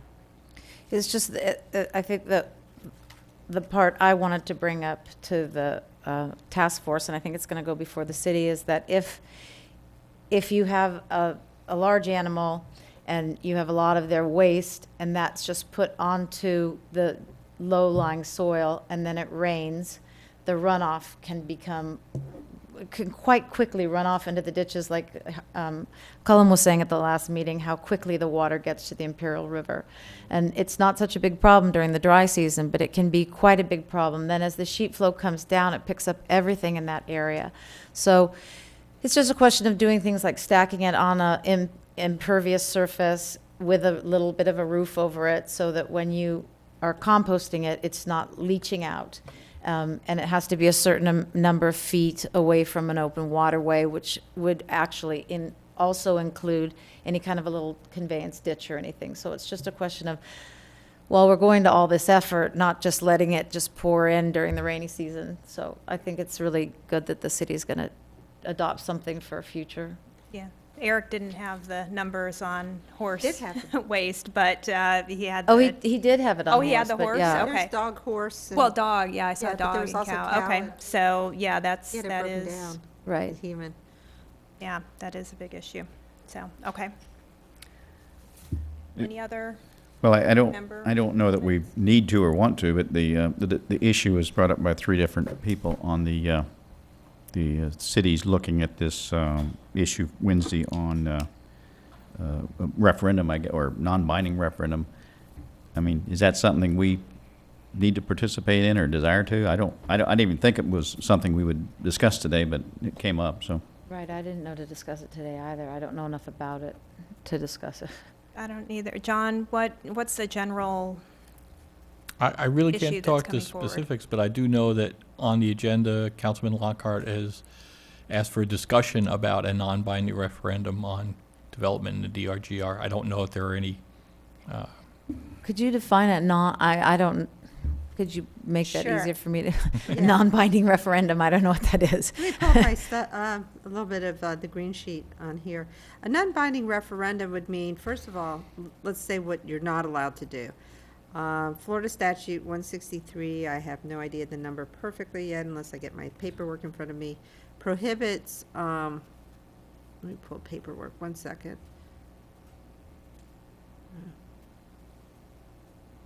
Prohibits having binding referendums unless your charter allowed it at a certain time frame, which our charter did not have those requirements. I believe Naples does have something. So what Councilman Longcart is asking for is to have a growth measure. It's not a water quality issue, which is one of the reasons he did not bring it to this group. But as far as the density issue, the density part of the DRGR question, to see if he could have people do a non-binding referendum to have a flavor of what they want.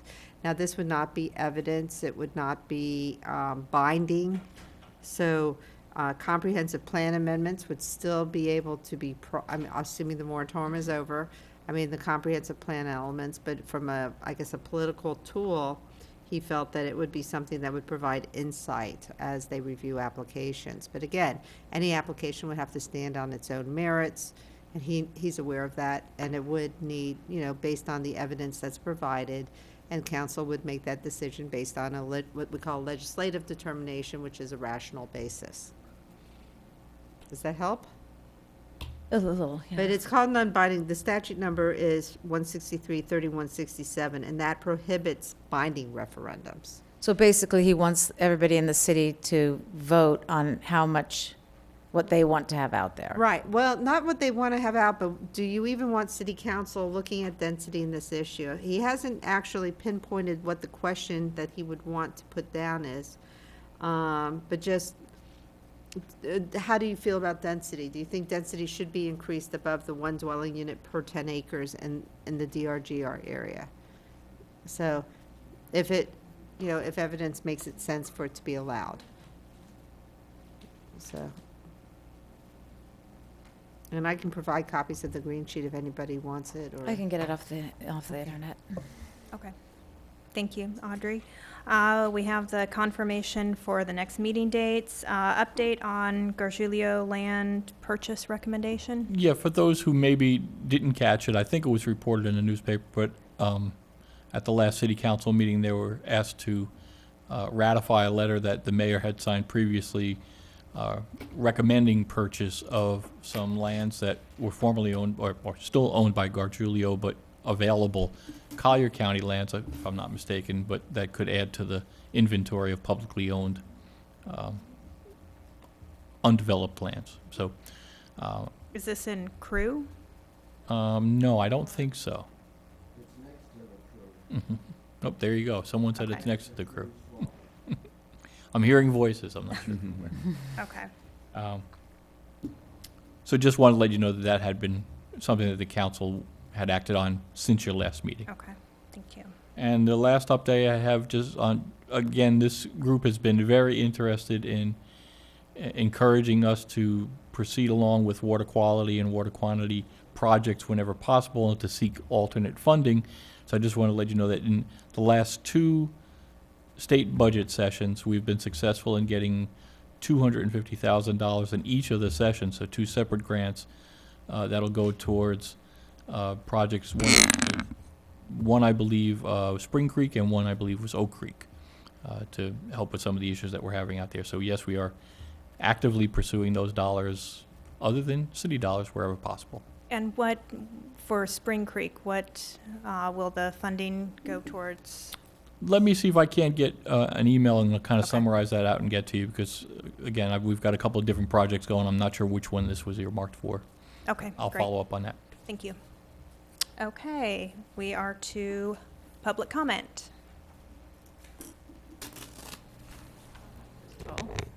Hi, Deborah McLean, publisher of the Banana Peel. I'd like to make sure that we're all on the same page, and this is a fact. The people of Bonita Springs who purchase real estate here purchase with current zoning, and the city of Bonita Springs is not required in any way to promise them or increase their zoning. The purpose of this board here is about water quality and water quality. It would be incidental to anything that happens in the DRGR if any kind of density came forward. So it should not be the main subject of conversation. If somebody's house expansion or building their kids a house or their septic tank, whatever, that's not an issue here. The issue here is water. So then I would like to talk about the Baracco report. The city paid them $78,000 or $75,000, and Mr. Irwin has produced the same information and done exactly what Baracco did not do, which was filter through all the previous reports and let us know what we needed or what was wrong. He, in fact, just regurgitated the old stuff, and we paid him $75,000, and the city should get their money back. And Mr. Irwin is a gem. Rick Barber is in charge of the 6-year program to fix all the well monitoring issues. They have been aware of this for a little while because the program's in its first year. I'd like to credit Mr. Gallagher for bringing up the oil well field protection areas because we now have a new fracking and oil lease on the northern boundaries of Crew.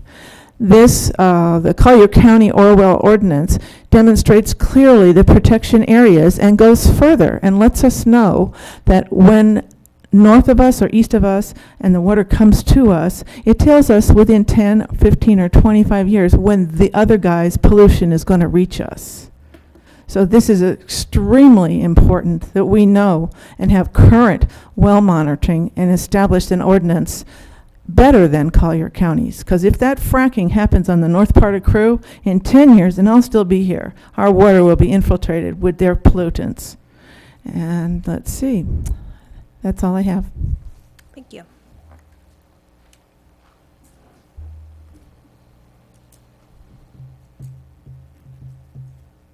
Yes, Alex Grant, 11851 East Terry Street.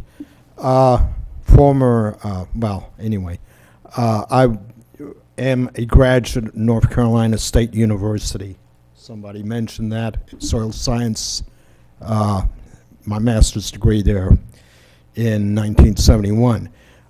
Again, I would reiterate to this group that it would be very wise to get people from the University of Florida, Gainesville, Soil and Water Department, who are experts in soils and hydric soils and hydrology, to discuss the soils in our area to this group. So that's my recommendation. It's well worth having them involved in here. Thank you. Thank you.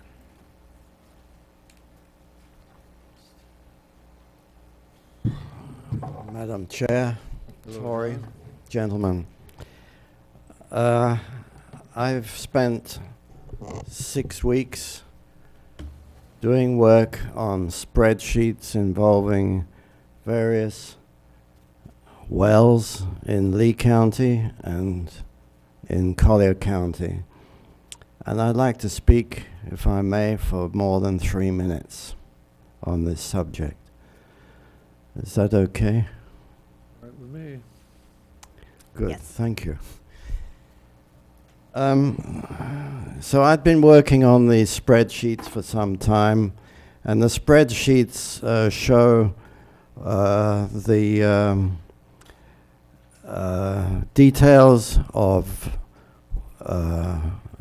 how the flows or the levels of these wells have been over the last 30 years, from 1984 to 2014, from the periods April to October, and from the periods in the rainy season from November to May to March.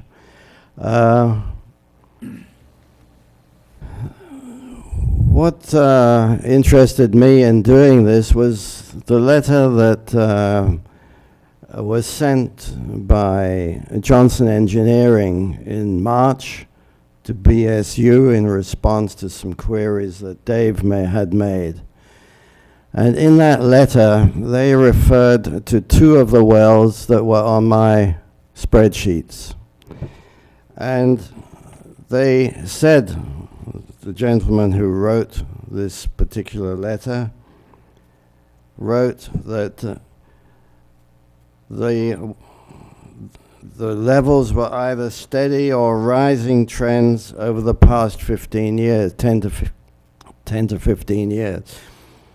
Well number 5474, which was one of these wells, is located in San Carlos Estates. That well, which was supposed to be at a level of 107 feet, actually collapsed at 67 feet. So the information from that well has, I don't know when it collapsed, and I'll get to that in a few minutes. The other well is 2194, where there has been no consistent level of reading between the years 1993 and 2007. That well, incidentally, showed a decline in water levels from 1984 to 2014 from 3 foot and 57 inches to 0.84 inches, 3.57 feet to 0.84 inches during that 30-year period.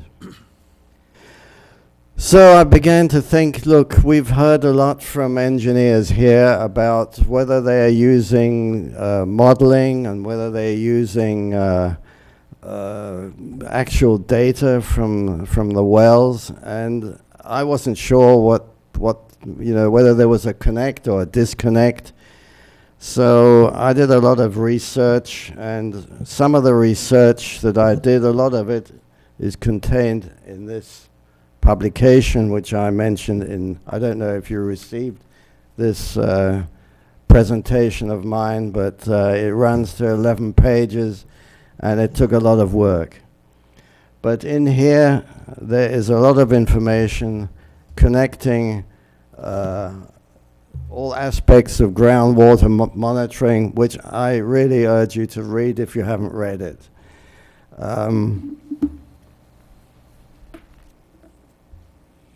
The next part of, I should tell you that I tried to clarify the question of what's going on with these two wells. And I phoned up USGS, and they said it wasn't their well. I should phone somebody else at South Florida Water Management District. I phoned South Florida Water Management District. I managed eventually to get hold of Lisa Keeler, and she said it wasn't their well, it's USGS, but she wasn't sure. I should ring somebody in West Palm. Then I phoned Lee County as well, because they also do the wells, and they use different numbers.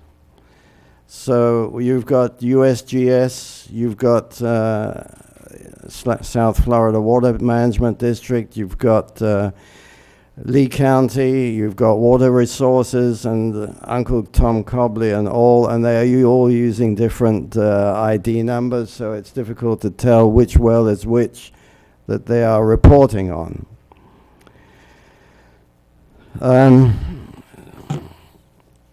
The next part of my study involved information on various studies that have been done, and that is contained in here, but one of them is from the the Journal of the American Water Resources Association that came out with a study in December of 2007. And that journal is actually pretty pro-development, and they came out with the following sentence here. The results of this study emphasize the importance of actual monitoring data in water resources management, as a priori assumptions about the impacts of water use may not be borne out by actual data. So I was in the middle of actually looking at some other information concerning the upkeep of the canals on Alligator Alley and on State Road 29, where the vegetation has grown to such an extent that I can't believe it. And that is in the territory of Big Cypress Basin. So I looked up the website of the Big Cypress Basin, and I checked on the last minutes of the meeting that they had on the 14th of February. And you know, the chairman of the Big Cypress Basin is Rick Barber of Agnoli Barber Brundage, and he presided at this meeting. And Lisa Keeler did as well. And item 8 on that particular agenda was a report which was submitted by one of their staff members. And the sentence that struck me in this report was the following: current sampling conditions cannot provide reliable data. Now, Kevin Irvin, if I remember at the last meeting, said that that was just what he's looking for. He cannot go any further with his studies or with his report without accurate data. So I looked into this further, and I found out that a report had been done jointly between the USGS and South Florida Water Management District. And this report was written by a gentleman called Scott Prenos, who has been a staff member of USGS for many years, as long or longer than the city has been a city. And in that report, he says the following about the wells, of which there are 1,600 apparently. Many of the wells have long open intervals. Some wells are damaged or obstructed. The network is dense in some parts and sparse in others. Many wells were not designed for water quality sampling. Some wells may be assigned to the incorrect aquifer, depending on which hydrostratigraphic framework is used. It is difficult to differentiate between sources of salt water given the information being collected. The network does not precisely locate the leading edge of encroaching seawater in the Tamiami aquifer. Data cannot be fully relied upon because of imprecisions that may result from sampling techniques, well design, and well condition. There are no less than 15 faults within the monitoring system mentioned. This is a report that is freely available on the internet. I'm not an engineer.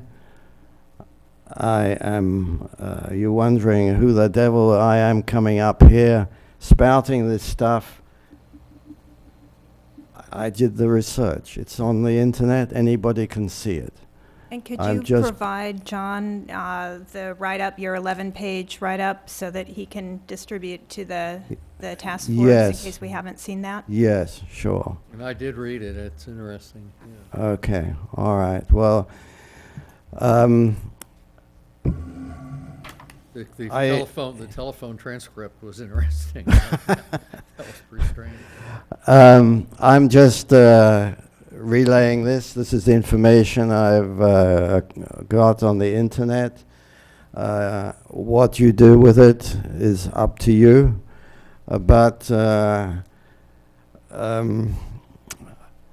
if I mention that if the state of affairs existed in the manufacture of an aeroplane, it would not be a mistake to conclude that its eventual ability to fly would be severely compromised. Thank you very much. Thank you, John, for all of your research on that. Thank you. If you want to see any of the spreadsheets, they'll be connected to the report. Wonderful. Thank you. Thank you. Thank you.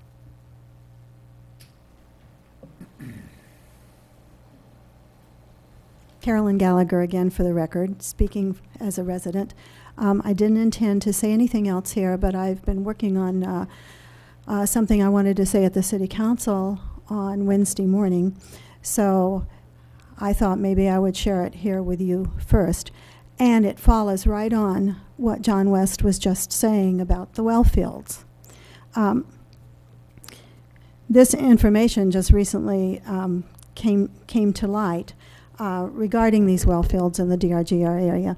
And they are supposed to be monitored regularly and the data kept and modeled. The researcher, and that happens to be John, found that 2 of the Bonita Springs wells used in the Baracco study were not functioning properly. One collapsed and one had no data. And he also uncovered that the whole state of Florida may have inaccurate or incomplete or unusable data coming from many of Florida's well fields for varying reasons. And that's in his report. And this 6-year effort he was talking about is uncovering the problems and to fix them. And it was begun last year, and I think Deb McLean referred to that. Now, why is this information on poorly monitored wells important?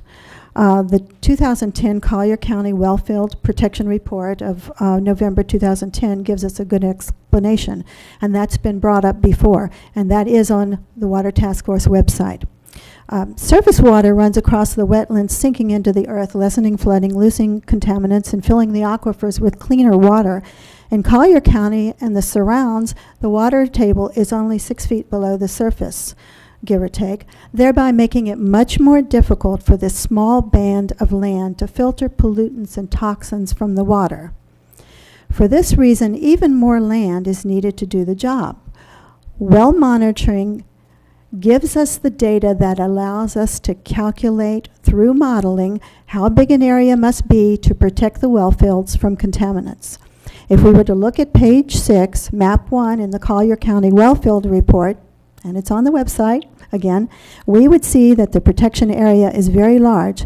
If we look on pages 19 through 21 of the Edelstein DRGR Wellfields Report, also on our website, we would see that the wellfield protected areas covers most of the Bonita Springs DRGR. If we develop in the DRGR, even more pollution will be introduced and more land will be needed to counter the contaminants and recharge the aquifer. The most important thing from the Collier Wellfield Protection Report is found on page 9, and I think Dave Gallagher might have already mentioned this, and it's a quote: "The only long-term approach to maintaining an acceptable level of groundwater quality is to reduce the possibilities for groundwater contamination rather than depend on remediation. This approach must be based on the acquisition and analysis of accurate hydrologic and geologic data. This is the reason that I am hoping that the city and the task force will decide that they will go along and get Kevin Irwin or whomever needs to gather this data, pay for the data, and we'll be able to use it to make the best decision possible for the DRGR. Thank you. Thank you.